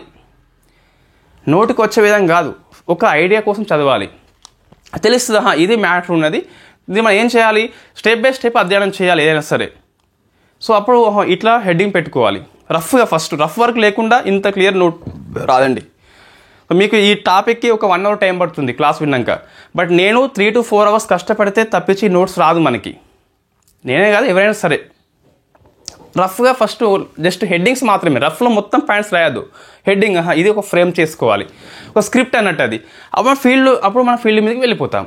అప్పుడు నోట్స్ రాసేటప్పుడు నీకు ఈ ఫస్ట్ రీడింగ్లో కొంచెం ఐడియా వచ్చింది కదా, ఆ అవగాహన నోట్ రైటింగ్ లోపల నోట్ మేకింగ్ లోపల బలపడుతుంది. అవగాహన కాస్త బలపడుతుంది. ఆ బలపడింది నోట్ మేకింగ్ తర్వాత ఒకసారి గట్టిగా ప్రాక్టీస్ చేస్తే అది విస్తృతపరుస్తుంది. అంటే విస్తృతం అంటే ఎక్స్పాండ్, ఇంకా నీకు నాలెడ్జ్ వచ్చేసి పెరిగిపోతుంది. ఫస్ట్ రీడింగ్ ఐడియా కోసము, సెకండ్ రీడింగ్ ఐడియా స్ట్రెంథెన్ కోసము, థర్డ్ది స్ట్రెంథెన్ అయింది ఎక్స్పాండ్ కోసము, అప్లికేషన్ కోసము. ఎగ్జామ్ హాల్లో అప్లికేషన్ చేయాలంటే నోట్ మేకింగ్ దగ్గర ఆగిపోతే నువ్వు చేయలేవు. ఇవి 3 స్టెప్స్ ఉంటాయి నోట్ మేకింగ్ లోపల: understanding, strengthening, expand and application అని చెప్పేసి పిలుస్తాం. రైట్. ఇప్పుడు మరి ఈ మన్సబ్లకి సాలరీ ఎలా ఇచ్చిండ్రు అంటే, మన్సబ్దారులకి 2 టైప్స్గా ఇచ్చిండ్రు. ఒకటి జాగీర్లు ఇచ్చిండ్రు, లేదా కొంతమందికి క్యాష్ కూడా పేడ్ చేసిండ్రు. చూడండి, ఢిల్లీ సుల్తాన్స్లో మీకు 2 ఉన్నాయి. ఇక్తాసార్ there, Alauddin Khilji direct salary paid చేసిండు కదా. 2 రకాలు ఫాలో అయ్యిండు. ఇది క్వశ్చన్ వచ్చింది ఇంతకుముందు యూపీఎస్సీ లోపల. మన్సబ్దారిలో 2 సిస్టమ్స్ ఉంటాయి. జాగీర్లు ఇచ్చిండు, సాలరీస్ ఇచ్చిండు. రైట్. ఒకసారి మనం చూస్తే ఇప్పుడు జాగీర్లు ఇస్తే అప్పుడు అక్కడ ఇక్తాలు ఇచ్చిండు కదా. ఇక్తా వేరు, జాగీర్ వేరండి. ఈ సిస్టంలో ఉన్న డిఫరెన్సెస్ మనకి గ్రూప్ 2లో ప్రశ్నలు వస్తాయి. ఇక్తకు అధిపతి ఎవరు అంటే ఇక్తేదార్ లేదా ముక్తి అని చెప్పేసి పిలుస్తాం. జాగీర్కి అధిపతి మన్సబ్దార్ అని చెప్పేసి పిలుస్తాం. లేకుంటే జాగీర్దార్ అని చెప్పేసి కూడా పిలుస్తాం. ఓకే, ఇది డిఫరెన్స్ కాదండి, జస్ట్ ఇది పేర్ల యొక్క మార్పు అంతే. ఇట్ ఇస్ నాట్ డిఫరెన్స్ ఇది. ఇప్పుడు ఏంటంటే ఈ ముక్తి అనేటోడు ఆ భూభాగం లోపలనే ఉండేటోడు. ఇన్ఫాక్ట్ ముక్తి యొక్క నివాసము ఇక్తా లోపల ఉంటుంది. ఈ మన్సబ్దారి యొక్క నివాసము జాగీర్లో ఉండదు. It is very beautiful question అండి. ఇట్లా వస్తుంది క్వశ్చన్. నివాసం ఉండదు ఇక్కడ, ఆయన వేరే దగ్గర ఉంటాడు, వేరే వాళ్ళు ఆ కలెక్షన్ లాంటివి చేసుకొని వస్తారు. మన్సబ్ అంటే మనకి ఓన్లీ మిలిటరీ పాలన, సివిల్ పాలన కూడా చేస్తాడు అసలు ఆ ప్రాంతం లోపల. కాబట్టి మజందర్ ప్రకారము ఈ సిస్టమ్ అనేది సైనిక పౌర పరిపాలన యొక్క సంకీర్ణ పద్ధతి అని చెప్పేసి, it is mixed method civilian and military అని చెప్పేసి పిలుస్తాం. మిలిటరీ పాలన ఉంటుంది, సివిల్ పాలన ఉంటుంది ఈ మన్సబ్దార్ దగ్గర. ఇది మైండ్లో పెట్టుకోండి. ఎవరు చెప్పిండ్రు? మీకు వెరీ ఫేమస్ పర్సనాలిటీ, హిస్టరియన్. మజందర్ వ్యాఖ్య ఏంటి అంటే, ఇది సైనిక సివిల్ పద్ధతులు కలగలిసిన సంకీర్ణ పద్ధతి అని చెప్పేసి వ్యాఖ్యానించిండు. రెండింటిని కలిపేసిండు అక్బర్, సివిల్ పాలన, మిలిటరీ పాలన. ఓకే, నెక్స్ట్ ఈ ముక్తి యొక్క కొడుకే మల్ల ముక్తి అంటే వారసత్వంగా. ఫిరోజ్ షా తుగ్లక్ మనం డిస్కస్ చేసినాము, ఇక్తాలని ఇన్ఫాక్ట్ వారసత్వం చేయడం జరిగింది. ఇక్కడ వారసత్వం లేదండి. మన్సబ్ అనేది మెరిట్ బేస్లో ఇస్తారు, వారసత్వంగా ఇవ్వరు. Not heredity. Why? Because it is merit అని చెప్పేసి పిలుస్తాం. ఈ మన్సబ్ ర్యాంక్ ఉంది కదా, వాడు మంచిగా పని చేయకుంటే ర్యాంకింగ్ డిమెరిట్ చేయవచ్చు, ఈ ర్యాంకింగ్ ఇంకోనికి ట్రాన్స్ఫర్ కూడా చేయవచ్చు. వారసత్వం కాదు కానీ బదిలీ చేయవచ్చు. ఆ మన్సబ్ తొలగించి ఇంకో మన్సబ్ వానికి ఇస్తే ఇవ్వచ్చు. Yes, correct. ఇది వారసత్వం కాదు కానీ బదిలీ చేయవచ్చు. It is correct. ఎవరికి బదిలీ? కొడుకు బదిలీ కాదు. సైన్యము, రాజు ఎవరికి చేయమంటే వాళ్ళకి చేయాల్సిందే. ఇక్కడ సివిల్ రూల్ అంటూ ఏమీ లేదు. ఇక్కడ సివిల్ రూల్ అయితే వీళ్ళకి ఉంటుంది. రెవెన్యూ కలెక్షన్ ఇక్కడ ఉంటుంది కానీ దాన్ని మనం సివిల్ పాలన అని చెప్పేసి పిల్లలేము. ఇక్కడ సివిల్ పాలన కంప్లీట్గా ఇవ్వడం జరిగింది వాళ్ళకి. పౌర పరిపాలన అంటే అన్ని రకాల పనులు చూసుకుంటాడు మిలిటరీతో పాటు. సివిల్ ప్లస్ మిలిటరీ అని చెప్పేసి పిలుస్తాం. రెండింటినీ కలగలిపిన సంకీర్ణ పద్ధతే ఈ మన్సబ్దారీ సిస్టమ్ అని చెప్పేసి పిలుస్తాం. ఇది మీకు ఈజీగా ఒక నోట్ మేకింగ్ ఇట్లా తయారు చేసుకోవాలి. ఇట్లా ఉంటే మీకు ఈజీగా అయితే వస్తుంది. ఇక్తాకి, జాగీర్కి డిఫరెన్స్ పట్టుకోండి. నెక్స్ట్ మనం very famous revenue policy discuss చేయబోతున్నాం. నెక్స్ట్ అక్బర్ యొక్క మరొక very famous method revenue. Revenue reforms అండి. రెవెన్యూ రీఫార్మ్స్ సేమ్ మీకు షేర్ షా యొక్క రీఫార్మ్స్ని పోలి ఉంటుంది. అందుకే గ్రూప్ 1 మెయిన్స్ క్వశ్చన్ వచ్చింది ఇంతకుముందు, యూపీఎస్సీ కూడా మెయిన్స్ క్వశ్చన్ వచ్చింది. షేర్ షా సంస్కరణలు అక్బర్ యొక్క పూర్వగామి అని చెప్పేసి పిలుస్తాం. It is correct. అక్బర్ కంటే ముందే ఉన్నాడు, అక్బర్ ఆల్మోస్ట్ ఫాలో అయ్యింది అని చెప్పేసి చెప్పొచ్చు. సో మీకు చూస్తే ల్యాండ్ ఆఫ్ అసెస్మెంట్ చూస్తే మీకు ఏ విధంగా ఉంటుంది. ఫస్ట్ ఈ భూమి మొత్తం అయితే 3 ప్లేసులలో ఉంటుంది. ఒకటి ఖలీసా అని చెప్పేసి పిలుస్తాం. ఖలీసా అంటే స్టేట్ ఓన్డ్, రాజు కంట్రోల్లో ఉంటుంది. సెకండ్ ఇది జాగిర్లు అని చెప్పేసి పిలుస్తాం. సో జాగీర్ అంటే మీకు ఇన్ఫ్యాక్ట్ ఏమొస్తుందండి, ఈ మన్సబ్దారులకు ఇచ్చింది కావచ్చు, రాయల్ ఫ్యామిలీకి కూడా ఇస్తాం మనం. నెక్స్ట్ ఇనామ్ అని చెప్పేసి పిలుస్తాం. ఇది ఇన్ఫ్యాక్ట్ రిలీజియస్ ల్యాండ్ అని చెప్పేసి పిలుస్తాం. సో మత సంబంధ వస్తుంది అక్కడ. అది కాకుండా మీకు రెవెన్యూ రీఫార్మ్స్ లోపల సో అంటే రెవెన్యూ కలెక్షన్ ఏ విధంగా చేయడం జరిగింది, అసెస్మెంటు ఏ విధంగా చేయడం జరిగింది చూద్దాం ఒకసారి. రెవెన్యూ కలెక్షన్ మీకు మొత్తం ప్రొడ్యూస్ అయిన దానిలో 1/3 అని చెప్పేసి ఉంటుంది. షేర్ షా యొక్క మెథడ్ని ఫాలో కావడం జరిగింది. మనకు ఈ అక్బర్ టైంలో డిఫరెంట్ ఏరియాలో 4 ఉంటాయి, 4 రకాలుగా ఉంటాయి. సో ఫస్ట్ది మీకు బటాయి అని చెప్పేసి పిలుస్తాం. బటాయి లేకుంటే దీన్ని మనము గల్లా బక్షి అని చెప్పేసి పిలుస్తాం. సో 2 ఒకటే, బటాయి లేకుంటే గల్లా బక్షి అని చెప్పేసి. అవి ఇంగ్లీష్ వర్డ్స్ ఏం కాదు, పర్షియన్ వర్డ్స్ అవి. సో బటాయిని మనం కూడా ఉపయోగిస్తాం. సో కౌలు బటాయి అని చెప్పేసి పిలుస్తాం కదా. దీంట్లో ఏ రకమైన సిస్టమ్ ఫాలో అవుతామంటే ఫస్ట్ పంట వేస్తాము, పంట పండిందండి, నోటు అబ్జర్వ్ చేయండి ఎట్లా రాస్తున్నామని చెప్పేసి. సో పంట పండింది. ఇప్పుడు మనం ఏం చేస్తామంటే పోస్ట్ హార్వెస్ట్ అంటే కోత కోస్తాం. పంట పండినాక సో హార్వెస్ట్ కోస్తాం అంటే కోత కోస్తాం. సో పోస్ట్ హార్వెస్ట్ ఇక్కడ మీకు ధాన్యం వస్తుంది. దీంట్లో 1/3 సో రాజుకి వెళ్ళిపోతుంది. ఇది బటాయి గల్లా బక్షి. ఇట్లా రాస్తే మీకు ఈజీగా గుర్తుంటుంది. నోట్స్ రాయొద్దు, అంటే టెక్స్ట్ బుక్ లాంగ్వేజ్ మనం రాయొద్దు. సో ఇది పోస్ట్, ఇట్లా పంట పండింది. సో పోస్ట్ హార్వెస్ట్ గింజలు చేస్తాం మనం, ఇట్లా కొడతాం కదా, పంద కొట్టినాక గింజలు వస్తే దాంట్లో 1/3 3 భాగాలు చేసి సో ఒక భాగం ఏమో రాజుకి, 2 భాగాలు రైతుకు వెళ్ళిపోతుంది. సెకండ్ది మీకు దీంట్లో మరొక రకమైన బటాయి ఉంటుంది, అది కేట్. సో కేటు బటాయి అని చెప్పేసి పిలుస్తాం. ఇదేంటంటే సో పంట పండుతుంది అండి, పంట పండినాక ఆ పోస్ట్ హార్వెస్ట్ కాకముందే అంచనా వేసి 3 భాగాలు చేస్తుంది. దీన్ని 3 భాగాలు చేసినాక ఒక భాగం రాజుకి పోతుంది, ఒక 2 భాగాలు రైతుకు పోతాయి. సో మీకు కోత కోసిన తర్వాత గింజల కుప్ప అయిన తర్వాత వేరు చేస్తే భాగాలని దాన్ని మనము గల్లా బక్షి లేదా బటాయి అని చెప్పేసి పిలుస్తాం. కేత్ బటాయి అంటే బిఫోర్ హార్వెస్టే చేస్తాం మనము. ఇదే అండి. సో మూడోది ఇంకోటి మీకు ఏది సో షేర్ షాది ఉంటుంది. సో షేర్ షా మెథడ్ని ఫాలో అయ్యిండు. షేర్ షా యొక్క రెవెన్యూ మంత్రి తోడర్మల్లు ఇక్కడ కూడా పనిచేస్తాడు. సో తోడర్మల్లు దాన్ని తీసుకొచ్చిండండి, బట్ కొన్ని మార్పులు చేసిండు. మనం డిస్కస్ చేద్దాం. షేర్ షా భూమిని కొల్పించింది తనాబు అని చెప్పి, సో తాడు ఉంటుంది.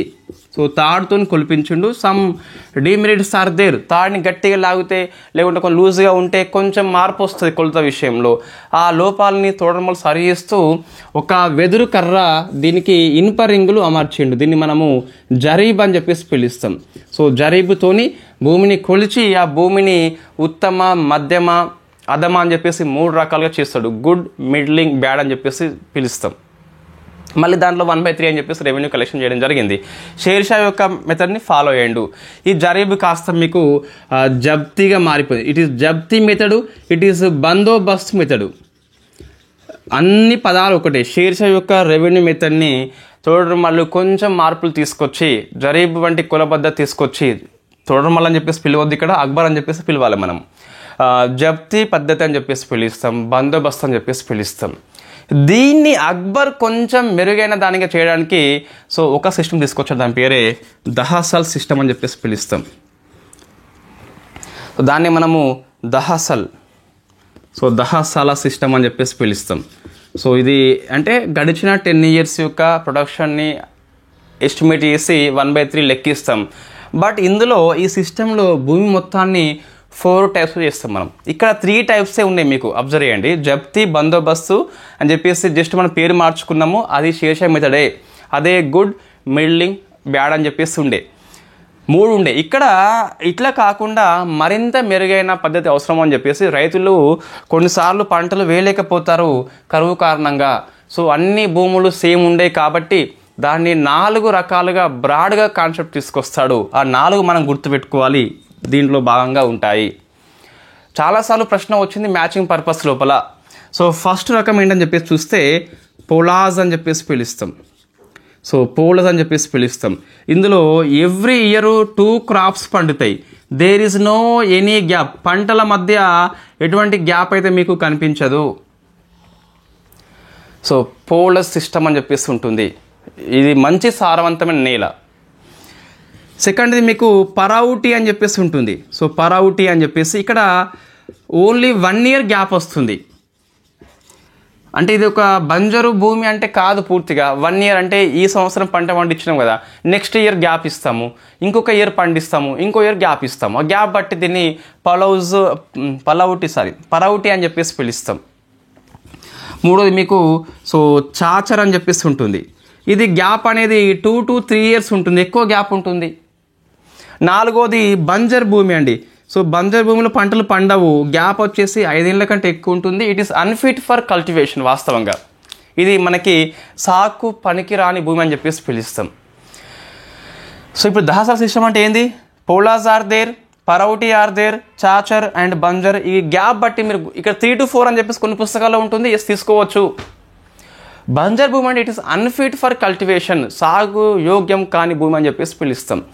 మళ్ళీ మన అక్బర్ ఏం చేస్తాడు అంటే, ఇప్పుడు ఈ పోలస్ కావచ్చు, పరౌటి, చాచర్ పంట అయితే పండుతుంది కదా, మళ్ళీ ఈ పోలస్లో కూడా 3 ఉంటాయి.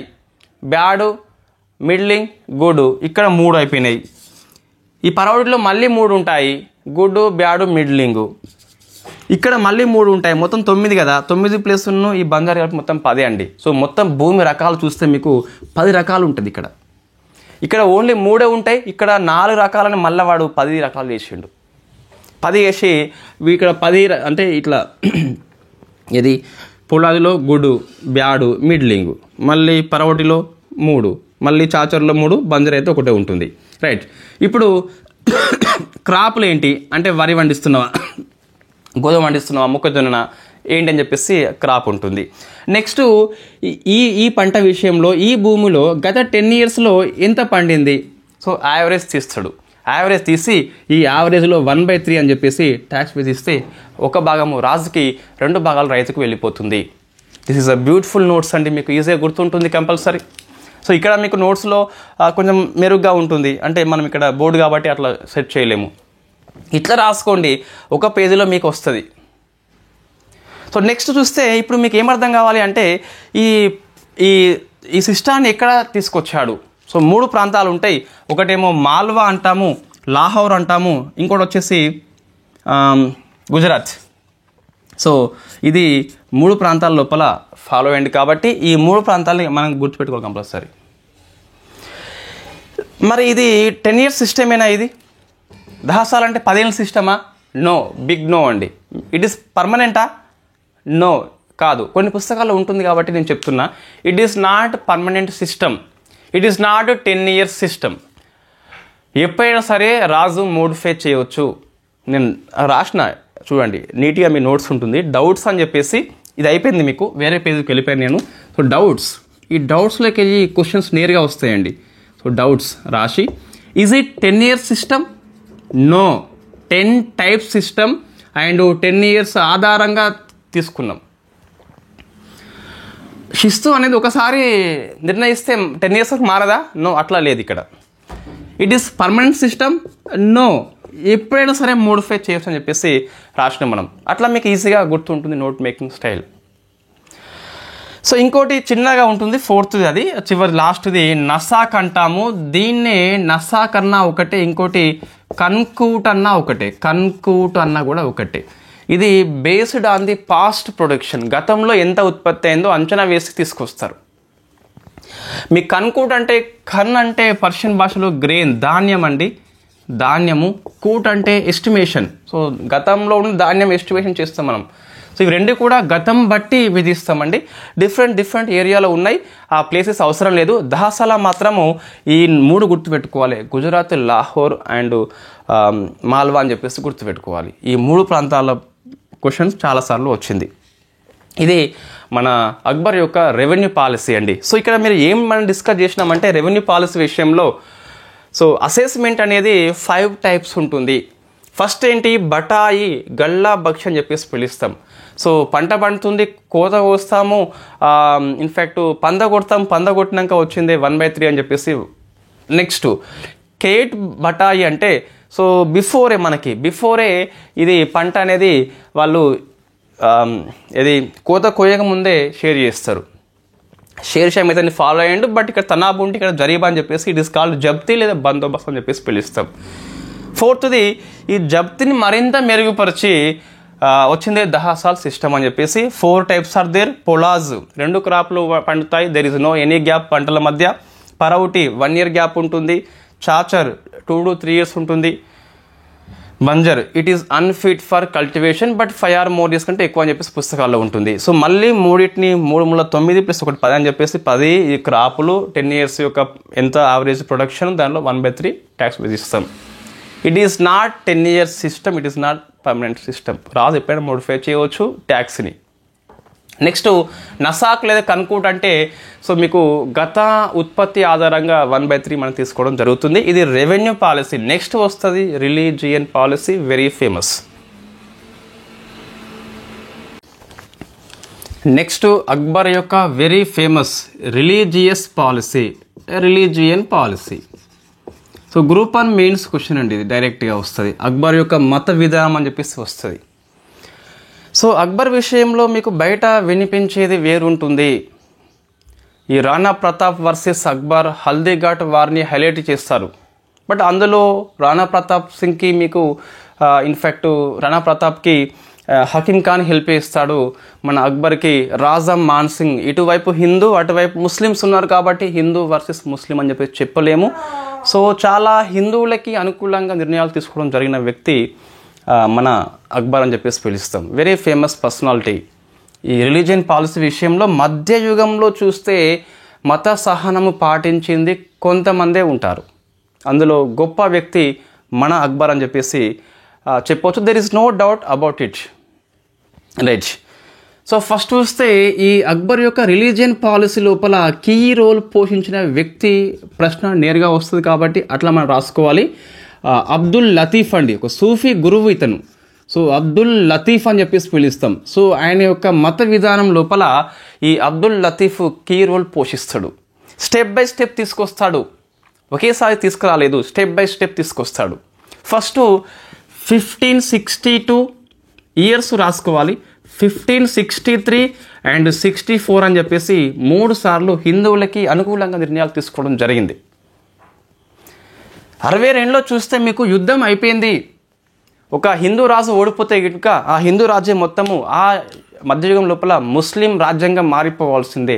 మత మార్పిడి బలవంతంగా, ఫోర్సబుల్ కన్వర్షన్ ఆర్ దేర్. తను రద్దు చేసిన వ్యక్తి అక్బర్ అండి. అన్ని పుస్తకాల్లో ఉంటుంది. మరి దీన్ని మనం హైలైట్ చేయము. ఇన్ఫ్యాక్ట్ వాట్సాప్ ఫ్యాక్టరీ మనం హైలైట్ చేయము. సో బలవంతపు మత మార్పిడి, ఫోర్సబుల్ కన్వర్షన్స్ కంప్లీట్గా బ్యాన్ చేసిన వ్యక్తి. సో బలవంతపు మత మార్పిడి చెల్లదని చెప్పేసి ఇప్పుడు మనం చట్టాలు తీసుకొస్తున్నాం, కానీ అక్బరు అప్పుడే తీసుకొచ్చిండు. అప్పుడు మధ్యయుగంలో మత సహనము అంతా లేదు. అయినప్పటికీ అక్బరు తన కాలానికి ముందు ఉండి సో ప్రజల సంక్షేమం కోసము, హిందువుల సంక్షేమం కోసము కృషి చేసిన వ్యక్తి మన అక్బర్ అని చెప్పొచ్చు. యాజ్ పర్ టెక్స్ట్ బుక్స్ ప్రకారం అయితే మనం అప్పుడు జీవించలేము, మనకు తెలియదు. నువ్వు అది నమ్మినప్పుడు నెగిటివ్, ఇది ఎందుకు నమ్మద్దు? పాజిటివ్ నమ్మాలి కంపల్సరీ. అది నమ్మినప్పుడు ఇది నమ్మాలి కదా, దీని సోర్స్ మనకు కనిపిస్తుంది కదా. నెక్స్ట్ ఎగ్జామ్లో క్వశ్చన్స్ రూపంలో చాలాసార్లు వచ్చింది కూడా. 63లో తీర్థయాత్రల పన్ను రద్దు చేసిండు. తీర్థయాత్రల పన్ను మీకు ఇంగ్లీష్లో పిల్గ్రిమ్ ట్యాక్స్ అని చెప్పేసి పిలుస్తాం. సో అబాలిషుడు, రద్దు చేసిండు. సో అంతకుముందు హిందువులు ఈ టెంపుల్స్కి వెళ్ళాలంటే రాజుకి కప్పం చెల్లించి టెంపుల్కి వెళ్ళాలి, దేవునికి కప్పం చెల్లించాలి. బట్ ఇప్పుడు there is no pilgrim tax. నువ్వు రాజుకు అవసరం లేదు, దేవునికి చెల్లించు, నీ యొక్క మొక్కు తీర్చుకో అని చెప్పేసి. జుట్టు ఇస్తావా జుట్టు ఇయ్యి, బట్ట ఇస్తావా బట్ట ఇవ్వు, డబ్బులు ఇస్తే డబ్బులు ఇచ్చేయి. సో వస్తు రూపంలో కొంతమంది ఇస్తారు. కొబ్బరికాయ కొట్టడం ఒకటి దేవునికి ఒకటి మనకి, ఇంకా అయిపోయింది. సో ఇవన్నీ కంప్లీట్గా రద్దు చేసిండు తీర్థయాత్ర అని చెప్పేసి దెర్ ఇస్ నో ట్యాక్స్ అని చెప్పిండు. 64లో సో జిజియా ట్యాక్స్ రద్దు చేసిండండి. జిజియా ట్యాక్స్ రద్దు చేసిండు. నాన్ ముస్లిమ్స్ మీద అప్పుడు విధించేది పర్ హెడ్ అని చెప్పేసి విధించేది. జుట్టు మీద కాదు, పర్ హెడ్ మీద, అంటే తల ఇంత అని చెప్పేసి విధించేది, తలకింత అని చెప్పేసి కాదు. సో ఇది ఇవన్నీ హిందూ అనుకూల చర్యలు కాదా అండి? అవును, ఎస్. తర్వాత సిక్కు వర్సెస్ మొఘల్స్, ఇది మీకు ముఖ్యంగా జహాంగీర్ నుంచి స్టార్ట్ అవుతుంది. మీకు సిక్కుల 4వ గురు అండి అమర్ దాసు, అక్బర్ యొక్క సమకాలికుడు మరియు ఫ్రెండ్ కూడా. సో ఇదే ప్రశ్న నేరుగా వచ్చిందండి. అక్బర్ సమకాలికుడు అయిన సిక్కుల గురువు ఎవరంటే అమర్ దాస్ అని చెప్పేసి పిలుస్తాం. వెరీ ఫేమస్ క్వశ్చన్ ఇవన్నీ కూడా. ఈ డైరెక్ట్ క్వశ్చన్స్, ఇవి నోట్స్ ఇట్లా రాసుకోండి. ఇక మీరు 1500 నీట్గా 62లో బలవంతపు మతం అప్పుడు నిషేధించాడు అని చెప్పేసి అట్లా రాసుకుంటే కరెక్ట్ అవసరం లేదు. సో ఇది ఎనఫ్, అంతే, ఎనఫ్. నెక్స్ట్ మనకు ఈ అంతిమ లక్ష్యం ఏంటి అంటే, సో ఒక సిద్ధాంతం తీసుకొస్తాడు, యూనివర్సల్ పీస్, ప్రపంచ శాంతి లక్ష్యం అండి అక్బర్ది. మధ్యయుగం టైంలోనే సో విశ్వ గురు అనే కాన్సెప్ట్ తీసుకొచ్చిండు అక్బరు. విశ్వ శాంతి అని చెప్పేసి తీసుకొచ్చిండు అక్బర్. యూనివర్సల్ పీస్, అందరికీ శాంతి అని చెప్పేసి తీసుకొచ్చిండు. దీని పేరు మీకు చూస్తే సుల్ ఈ కుల్ అని చెప్పేసి పిలుస్తాం. సో సుల్ ఈ కుల్. సో ఇన్ఫ్యాక్ట్ యూనివర్సల్ పీస్ అని చెప్పేసి ఇది సూఫీ సిద్ధాంతము, అబ్దుల్ లతీఫ్ యొక్క సిద్ధాంతము. దాన్ని so step by step implement చేయాలి. ఎలా చూద్దాం ఒకసారి మనం. సో ఫస్ట్ ఏం చేయాలి అంటే, ఫస్ట్ స్టెప్ అండి, మనం స్టెప్ బై స్టెప్ వద్దాం. సో ఫస్ట్ స్టెప్లో ఏం చేయాలి అంటే, సో ఏ మతము ఏం చెప్తుంది, ఫస్ట్ ముస్లిం మతం గురించి నేర్చుకోవాలి. ఏం చేయాలి? ఖురాన్ అధ్యయనం చేయాలి. మన అక్బర్ చదువుకోలేదు, నిరక్షరాస్యుడు, పుస్తకాలు చదవలేడు. చిన్నప్పుడే డిస్లెక్సియా, అన్ఫార్చునేట్లీ అది ఒక పుట్టుకతో వచ్చే మనకి వ్యాధి అండి. సో అది నేర్చుకోలేడు దేన్ని కూడా. సో లెర్నింగ్ లోపల వెనుకబడి ఉంటారు వీళ్ళు, డిస్లెక్సియా అని చెప్పేసి. మరి ఏం చేయాలి అంటే, సో ఇద్దరిని డిఫరెంట్, ఈ సున్నీ వర్సెస్ షియా అని చెప్పేసి ఉంటుంది కదా, అట్లా ఉలేమాలు వర్సెస్ ఇంకా వాళ్ళను తీసుకొచ్చేది, డిబేట్ డిస్కస్ చేసేది. వాళ్ళ యొక్క డిబేట్ డిస్కస్ బట్టి వీడు కొన్ని విషయాలు నేర్చుకునేది. ఎందుకు అంటే చదువుకోలేదు కాబట్టి, పుస్తకాలు అధ్యయనం చేయలేడు కాబట్టి. సో దీనికోసం అని చెప్పేసి ఫస్ట్ స్టెప్లో 1575లో ఇబాదత్ ఖాన్ అని చెప్పేసి పిలుస్తాం. సో ఇబాదత్ ఖానా అని చెప్పేసి పిలుస్తాం. సో ఖానా అంటే మనకి బిల్డింగ్ వస్తుంది. సో ఖానా, సో ప్రేయర్ బిల్డింగ్ అని చెప్పేసి, ప్రార్థన మందిరం అని చెప్పేసి పిలుస్తాం.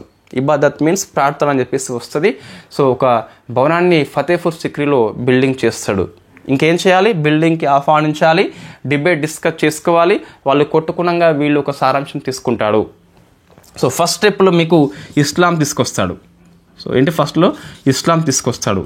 సో ఉలేమాలని మత గురువుల్ని, సున్నీలని, షియాలని వాళ్ళు కొట్టుకునేది. ఇంకా వీనికి చిరక్త వచ్చేది, ఇంకా వాళ్ళని అంటే విరక్త వచ్చేది చూస్తే కనుక.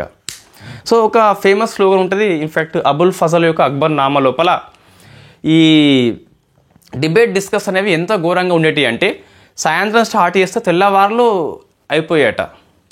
సూర్యోదయం చూసి రాత్రి భోజనం చేయలేదని చెప్పేసి అప్పుడు గుర్తుకు వచ్చేదట వీళ్ళకి. నాలుకల్ని ఖడ్గాలుగా చేసుకొని అప్పుడు ప్రసంగించేదట వీళ్ళంతా కూడా, వాళ్ళ యొక్క వ్యూస్ని చెప్పుకునేదట. ఒకసారి 6 PM కూర్చుంటే మళ్ళీ 6 AM సూర్యోదయం అయిపోయాకనే ముగిసేటి. అప్పుడు అయ్యో మేము నైట్ భోజనం చేయాలని చెప్పేసి అప్పుడు గుర్తుకొచ్చేది. మనకు కొన్నిసార్లు చాలామందికి ఇది అనుభవం అయి ఉంటుంది యాస్పిరెంట్స్కి. సో మనం చాలాసార్లు ఇన్ఫ్యాక్ట్ ఇంకొక 1 అవర్లో తిందాం అనుకుంటాము, ఆ నోట్స్ తయారు చేయాలి మనము. సో 1 అవర్ కాస్త 2 అవర్స్ అయిపోతుంది, 2 అవర్స్ 3 అవర్స్ అయిపోతుంది కొన్నిసార్లు. ఎస్, ఇది పాసిబుల్, అది అందరికీ అనుభవం అయి ఉంటుంది. మీకైతే తిండి కోసము కాకుండా మనం చదువు కోసం ఉన్నప్పుడు తిండి అనేది కొన్నిసార్లు వాయిదా వేస్తాము. అది ఇన్ టైంలో తినం కాబట్టి తక్కువ తిన్నా మనం వెయిట్ గెయిన్ అవుతూ ఉంటాం. వై? బికాస్ అది కామన్. ఇన్ టైంలో తినకుండా అది అయిపోతుంది, నిద్ర లేకుండా అయిపోతుంది. సో చాలాసార్లు నేనైతే కాఫీ పక్కన పెట్టుకొని అది చల్లారిపోయినాక మళ్ళీ గుర్తుకొచ్చేది కాఫీ తాగలే అని చెప్పేసి మళ్ళీ వేడి చేసేది. సో అది వెరీ కామన్ అండి, అందరికీ ఉంటుంది అది. సో ఇస్లాం అని చెప్పేసి ఫస్ట్ టైం తీసుకొచ్చాడు, ఇస్లాం సారం మొత్తం అర్థమైంది. సో ఇస్లాం ఇది చెప్తుంది, ఈ మత గురువులు వేరే చెప్పారు వీళ్ళని చెప్పేసి వాళ్ళందరినీ సో మక్కాకి పంపిస్తాడు. సో మొత్తం ఇస్లాం గురించి అయితే అర్థమైంది. మరి నెక్స్ట్ ఏం చేయాలి అంటే సెకండ్ స్టేజ్లో అన్ని మతాలకి ఆహ్వానం. సో ఇన్ఫ్యాక్ట్ ఇబాదత్ ఖానా యొక్క డోర్స్ మొత్తం కుల్లా open for all religious peoples. చూద్దాం ఒకసారి ఎక్కడెక్కడ అని చెప్పేసి. సో హిందువులో చూస్తే ఇద్దరిని పిలిపించాడు. హిందువులో ఒకరేమో పురుషోత్తమ దాస్ అని చెప్పేసి పిలుస్తాం. సో సెకండ్ వ్యక్తి పేరు నోట్ మేకింగ్లో కింద రాసుకోండి, పక్కపొంటి కాదు. సెకండ్ వచ్చేసి ఒక దేవి. ఇన్ఫ్యాక్ట్ అమ్మాయి అబ్బాయి వెలిషిళ్ళు, వాళ్ళు హిందూ మతం గురించి చెప్పిళ్ళు. హిందూ మతం యొక్క అర్థం మొత్తం అర్థమైంది అక్బర్కి. సో హిందూ అయిపోయింది. నెక్స్ట్ జైన మతం. ఇన్ఫ్యాక్ట్ ఇతను విజయ సూర్య అని చెప్పేసి పిలుస్తాం. ఒక్కనే పిలిచిండు, ఇద్దరు వద్దని చెప్పేసి. సో విజయ సూర్య అని చెప్పేసి పిలిచిండు. పార్సీ మతము జొరాస్ట్రియన్స్ అని చెప్పేసి పిలుస్తాం. ఇక్కడ ఇన్ఫ్యాక్ట్ దస్తూర్ మొహర్జీ రానా. సో దస్తూర్ మెహర్జీ రానా, ఈ పేర్లు ఏం చేయాలండి, గుర్తుపెట్టుకోవాలి, అంతే, ప్రాక్టీస్ చేయాలి ఒకసారి. సో హిందూ అంటే హిందువులో పురుషోత్తముని ఉత్తముని పిలిపించాలి, మహిళల్లో దేవిని పిలిపించాలి, అట్లా చిన్న క్లూ వర్డ్స్ పెట్టుకోవాలి. సో ఇప్పుడు జైన ఉంది కాదు, విజయసూర్ అంటే జైన అంటే జనులు విజయం కోసమే పాటుపడతారు. సో అట్లా గుర్తుపెట్టుకోవచ్చు. సో పార్సీ అంటే సో దస్తూరి రాసేటప్పుడు పెన్ను పారతలేదు అని చెప్పేసి అట్లా గుర్తుపెట్టుకోవచ్చు. సో చిన్న జస్ట్ క్లూ వర్డ్స్ అండి. మీ గ్రూప్ 2 ఎగ్జామ్ రాస్తున్నాం మనము, ఆప్షన్ లోపల మనం ఈజీగా ఐడెంటిఫై చేస్తాం. నెక్స్ట్ సో క్రిస్టియన్ లోపల చూస్తే నేను ఇక్కడ రాస్తున్నా. క్రిస్టియన్ లోపల చూస్తే ఇద్దరిని పిలుస్తాడు. ఒకరేమో రుడాల్ఫో ఆక్వా వీవా. మరొక వ్యక్తి ఆంటోనీ అంటాం. క్రిస్టియన్లో ఉండే పేరు కామన్ పేరు ఆంటోనీ ఉంటుంది. So Antony de Monserrate. So ఈ మాన్సిరట్టే మనకు అవసరం లేదు, ఏ రెట్ అయినా అవసరం లేదు మీకు. ఇన్ఫాక్ట్ ఆంటోనీ రుడాల్ఫ్ వచ్చేసి సరిపోతుంది. సిక్కుల యొక్క సోర్స్ మనకు కనిపించలేదు. సిక్కులు ఆ టైంలో ఉన్నారు, బట్ మీకు పిలిచిండలే అని చెప్పేసి మనకు సోర్స్ అయితే కనిపించలేదు. సిక్కు రాసి నేను నో సోర్స్ అని చెప్పేసి పెట్టేసిన. ఇప్పుడు సో మొత్తం మీద అన్ని మతాల సారం అర్థమైంది. ఏం చేయాలి అని చెప్పేసి అక్బరు ఆలోచన చేసి ఒకరోజు 1579 గుర్తుపెట్టుకోండి. సో మహాజర్ అంటే ఒక ఆర్డర్స్, ఒక డిగ్రీ తీసుకొచ్చింది. దీన్ని అమోఘత్వ అని చెప్పేసి పిలుస్తాం. సో ఏంటి మహాజర్ అంటే అమోఘత్వ ప్రకటన చేసిండు. ఈ అమోఘత్వ ప్రకటన రాసింది ఎవరంటే మీకు షేక్ ముబారిక్ షా అని చెప్పేసి పిలుస్తాం. అది నేరుగా ప్రశ్న, ఇట్ ఈస్ రాజ్యాంగం డ్రాఫ్టెడ్ బై అంబేద్కర్ కదా, అట్లనే ఆ డ్రాఫ్టింగ్ పేపర్ని రాసింది షేక్ ముబారిక్ షా అని చెప్పేసి పిలుస్తాం. సో ఎవరండి, షేక్ ముబారిక్ ఖాన్ వేరు, షేక్ ముబారిక్ షా అని చెప్పేసి వేరు. ఇన్ఫ్యాక్ట్ ఇతనికి హెల్ప్ చేసిన వ్యక్తి అబుల్ ఫజల్ అండి. అబుల్ ఫజల్ వీరి యొక్క సన్ కొడుకే అబుల్ ఫజల్. అక్బర్ నామా రాస్తారు కదా. So draft by Shaikh Mubarak Shah, helped by Abul Fazl అని చెప్పేసి పిలుస్తాం. దాంట్లో ఏముంటుంది అంటే ఈ మతం విషయంలో చక్రవర్తికే తుది నిర్ణయాధికారం ఉంటుంది అని చెప్పేసి ఫస్ట్ ఇది తీసుకొచ్చిండు. ఇది అయినాకనే 1582లో సో దీన్ ఈ ఇలాహి అని చెప్పేసి కొత్త మతం it is not new religion, అన్ని మతాల సారం తీసుకొచ్చాడు. దీన్నే మనము తుహీద్ ఈ ఇలాహి అని కూడా పిలుస్తాం. సో ఫస్ట్ ఎందుకు వచ్చిందండి అంటే ఈ సభ్యులు నా మాట వినరు అని చెప్పేసి ఈ సభ్యత్వం తీసుకున్న వాళ్ళకి ఒక గొప్ప డిగ్రీ అవసరం అని చెప్పేసి ఈ డిగ్రీ అంటే జీవో, గవర్నమెంట్ ఆర్డర్, ఫర్మానా జారీ చేస్తాడు ఈ మతం విషయంలో చక్రవర్తి నిర్ణయం అని చెప్పేసి. అప్పుడు ఈ 82లో 75 ఇబాదత్ ఖానా, 79 అమోఘత్వ ప్రకటన, 82 దీన్ ఈ ఇలాహి, తుహీద్ ఈ ఇలాహ్ అని చెప్పేసి పిలుస్తాం. దేవుడు ఒక్కడే కాన్సెప్ట్ వస్తుంది, మతాల సారం మొత్తం ఒక్కటే. సో మోనో అని చెప్పేసి దేవుడు మొత్తం ఒకటే అని చెప్పేసి కాన్సెప్ట్ వస్తుంది. దీంట్లో అన్ని మతాల సారం పెడతాడు. హిందువుల కోసము సూర్యుని వర్షిప్ చేస్తాడు, ఈ పార్సీల కోసము అగ్నిని సో ఫైర్ని పూజిస్తాడు. తర్వాత చూస్తే ఇంకా ఈ జైన మతం వాళ్ళ కోసము ఈ జంతు వధ నిషేధం విధిస్తాడు. అంటే జైన మతం చాలా సున్నితంగా ఉంటుంది. వాళ్ళు ఎక్కువ ఫాస్ట్ నడిస్తే భూతల్లికి ఇబ్బంది అని చెప్పేసి మెల్లి నడుస్తారు వాళ్ళు. అందుకే జంతు వధ వాళ్ళు ఉండదు అందులో. దీన్ని బ్యాన్ చేస్తాడు. ఈ క్రిస్టియన్ కోసం చెప్పి సండే హాలిడే పెడతాడు. అన్ని మతాల సారం మొత్తం తీసుకొస్తాడు. సో దీంట్లో ఎంతమంది హిందువులు అని చెప్పేసి ప్రశ్న ఇంతమంది వచ్చిందండి. మరి ఎంతమందిని చేరిందంటే, సో ఈ పెద్ద మతం లోపల ఓన్లీ 18 మంది మాత్రమే, ఇంక్లూడింగ్ అక్బర్తోని. అలా కొడుకు చిన్న ఇన్ఫాంట్ ఉంటాడు, ఆయన కౌంట్ చేస్తే 19 అవుతుంది. బట్ మనం తీసుకోమైనని ఈ 18లో ఏకైక హిందూ రాజా బీర్బల్. రాజా మాన్సింగ్ కూడా చేరలేదు. అక్బర్కి గొప్ప సైనిక విజయాలు వచ్చింది రాజా మాన్సింగ్తోనే వచ్చింది, ఆయన చేరలేదు. సో రాజా బీర్బల్ ఒక్కడే అని చెప్పేసి గుర్తుపెట్టుకోండి. సో బీర్బల్ వచ్చేసి అది బిరుదు అండి. మీకు మనం డిస్కస్ చేద్దాం నవరత్న విషయం లోపల. నవరత్నాలో మొత్తం 4 హిందూస్ ఉంటే అందులో ఈ 18 మందిలో ఓన్లీ 1 హిందూ రాజా బీర్బలే. అందుకే ప్రశ్న వచ్చింది, రైట్. సో ఇది మన రిలీజియస్ పాలసీ గురించి మనం స్టెప్ బై స్టెప్ ఇయర్స్ గుర్తుపెట్టుకోవాలి. ఫస్ట్ స్టెప్లో ముస్లిమ్స్ కోసం చెప్పేసి దీన్ని స్టార్ట్ చేసిన తర్వాత సెకండ్ స్టెప్లో ఏమైంది అంటే అన్ని మతాలకు ఓపెన్ చేసిన, థర్డ్ స్టెప్లో అమోఘత్వ, ఫోర్త్ స్టెప్లో దీని ఇలాహి అని చెప్పేసి వస్తుంది. సో ఈ అమోఘత్వ ప్రకటన డ్రాఫ్ట్ చేసింది షేక్ ముబారక్ షా. గుర్తుపెట్టుకోండి, ఎగ్జామ్లో వచ్చిన ప్రశ్న అది. సో మన ఇండియా లోపల అన్ని మతాలు ఉన్నాయి కదా, అన్ని మతాలని కలిపిన వ్యక్తి కొత్త మతం తీసుకొచ్చింది. కొత్త మతం అని చెప్పేసి అనద్దు ఇక్కడ, అన్ని మతాల సారాంశమే ఆ మతం అంతే. So VS Smith great personality ఏమంటాడు అంటే, ఇండియా అనేది ఒక ఎథనాలజికల్ మ్యూజియంగా వర్ణిస్తాడు. అంటే వివిధ మతాల యొక్క ప్రదర్శనశాల అని చెప్పేసి చెప్తాడు. అన్ని మతాలు ఉంటాయి ఇండియా లోపల, భిన్నత్వంలో ఏకత్వం మన బలం అండి. హిందూ ఉండాలి, ముస్లిం ఉండాలి, అది భిన్నత్వము, ఇద్దరు కలిసి ఉండాలి, ఏకత్వం, అది మన బలము. మన బలాన్ని మనం విస్మరించవద్దు. ఇస్లాం మతం అని చెప్పేసి, ఎడారి మతం అని చెప్పేసి కొంతమంది వాట్సాప్ షీట్లు పెడతా ఉంటారు, అట్లా పెట్టవద్దు. హిందూ ఉన్నాడు, ముస్లిమ్స్ రెండు ఉంటేనే భారతదేశం ఉన్నట్టు, ఐక్య భారత్ ఉన్నట్టున్నట్టు. సో అది అక్బర్ యొక్క కాన్సెప్ట్ అండి. ఇది ఇంకా మనము ఇదే పాలసీ విషయంలో మనము రాజ్పుత్ పాలసీ కూడా రాయొచ్చండి. రాజ్పుత్ పాలసీ రాయవచ్చు, బట్ మనము వేరే క్లాస్లో దీన్ని డిస్కస్ చేద్దాం. సో టైం ఉన్నట్లయితే చూద్దాం, 23 minutes మనది కదా. సో రాజ్పుత్ పాలసీ అని చెప్పేసి కూడా ఇక్కడే చూద్దాం. ఎంత 16 నిమిషాలు అయింది కాబట్టి ఎస్. సో రాజ్పుత్ పాలసీ ఇది ప్రతి దానికి మనం డిస్కస్ చేస్తాం. షాజహాన్కి, ఔరంగజేబ్ కూడా డిస్కస్ చేస్తాం మనం. అంటే రాజ్పుత్ వాళ్ళ పట్ల, వాళ్ళు హిందువులే కదా. అక్బర్ పాలసీ ఏంటి? It is a part of the religion policy అండి. ఫస్ట్ సో వీళ్ళని దగ్గర చేసుకున్న ఫస్ట్ మొఘల్ చక్రవర్తి అండి ఇతను. ఇంతకుముందు హుమాయూన్స్ వాళ్ళు కూడా ఉన్నారు, బట్ ఈయన మరీ దగ్గరగా చేసుకున్న వ్యక్తి అని చెప్పేసి చెప్పొచ్చు. ఒకటి సో మ్యారేజీ అంటాం, అంటే సో పెళ్ళిళ్ళ ద్వారా దగ్గర చేసుకోవడము. దీంట్లో ఈయన జోధాబాయిని పెళ్లి చేసుకోవడం జరిగింది. ఈ జోధాబాయి అనే వ్యక్తి అంబర్ యొక్క రాజా బార్మల్ కూతురు. ఎవరు? జోధాబాయి పెళ్ళి. సో జోధా అక్బర్ సినిమా కూడా మీకు కనిపిస్తుంది, జోధాబాయి అని చెప్పేసి. అంబర్ యొక్క రాజా బీర్మల్ కూతురు అని చెప్పేసి పిలుస్తాం. అయిపోయింది.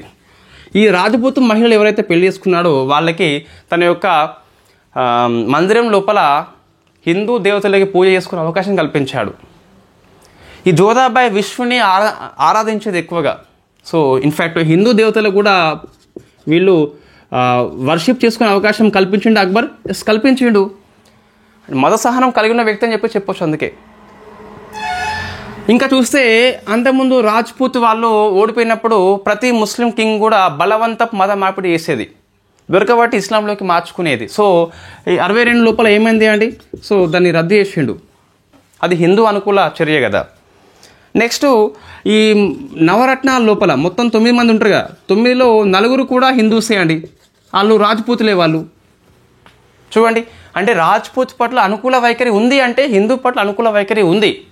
హల్దీఘాట్ యుద్ధం వచ్చేసి అది వేరు, అది రాజ్యం కోసం చేసిన యుద్ధం. అది ఆ మాటకు వస్తే రాణా ప్రతాప్కి ఫైట్ చేసిన వ్యక్తి వ్యతిరేకంగా రాజా మాన్సింగ్ ఒక హిందువు. అతను మన రాణా ప్రతాప్కి హెల్ప్ వ్యక్తి హకీం ఖాన్ ఒక ముస్లిం. హిందూ ముస్లిమే అయితే రాజా మాన్సింగ్ అటు ఉండాలి, హకీం ఖాన్ ఇటు ఉండాలి. కదా. లాజిక్గా ఆలోచిస్తే హిందూ వర్సెస్ ముస్లిం అయితే హకీం ఖాన్ ఇటు ఉండాలి, రాజా మాన్సింగ్ అటు ఉండాలి. అట్లా లేరు అంటే అది రాజ్యం కోసం జరిగిన ఫైట్ మాత్రమే. మధ్యయుగం టైంలో ఎక్కువ యుద్ధాలు జరిగినాయి రాజ్యాల కోసమే.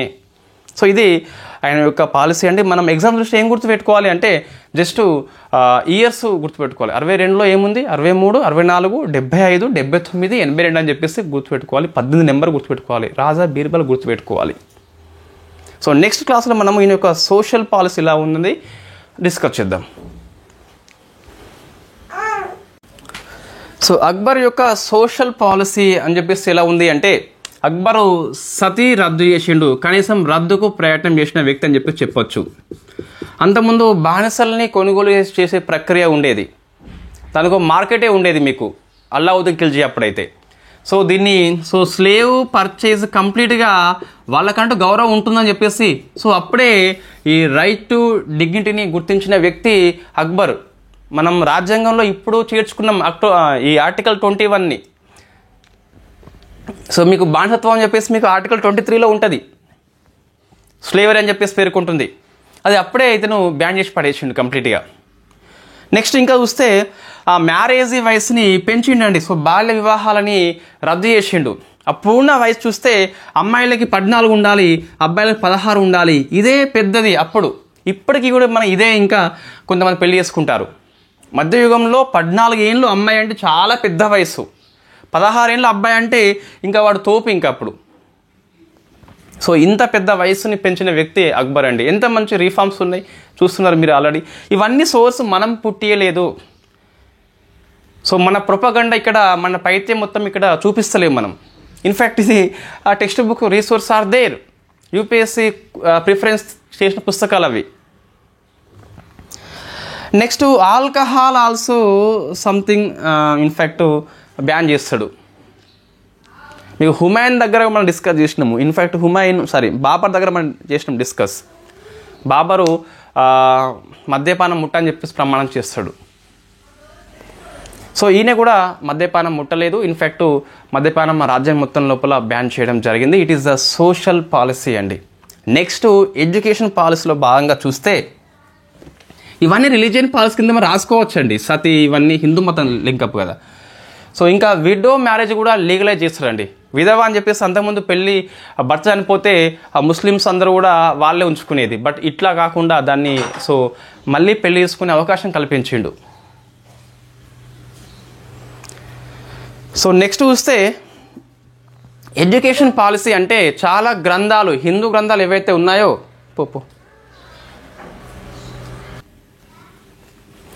సో నెక్స్ట్ మీకు ఇది చాలా హిందూ ఆధారిత గ్రంథాలు, పురాణాలు ఏవైతే ఉన్నాయో అక్బరు దగ్గర ఉండి ఒక భవనాన్ని కట్టించి పర్షియన్ భాషలోకి తర్జుమా చేయించడం జరిగింది. ఎందుకోసం అంటే అందరూ తెలుసుకోవాలి రామాయణం గురించి, మహాభారతం గురించి, భాగవతం గురించి అని చెప్పేసి. ఎందుకు హిందూ వ్యతిరేకి అయితే ఎందుకంటే పర్షియన్ భాషలోకి తీసుకురావడము అట్లా తీసుకురాడు కదా. మన సింపుల్ లాజిక్ అండి. దీనికోసము తర్జుమా కోసం అని చెప్పేసి ఒక పెద్ద భవనాన్ని కట్టించాడు. దాని పేరే మక్తాబ్ ఖాన్ అని చెప్పేసి పిలుస్తాం. సో మక్తాబ్ ఖాన్ అని చెప్పేసి పిలుస్తాం. వెరీ ఫేమస్ క్వశ్చన్ ఇది. అంటే సంస్కృత గ్రంథాలు అన్నిటినీ కూడా పర్షియన్ భాషలోకి తర్జుమా చేసేటందుకు అనువాదం కోసం అని చెప్పేసి ఏ మందిరం పనిచేస్తుంది అంటే మక్తాబ్. ఇది Persian word, it is meaning translation అని చెప్పేసి వస్తుంది. So next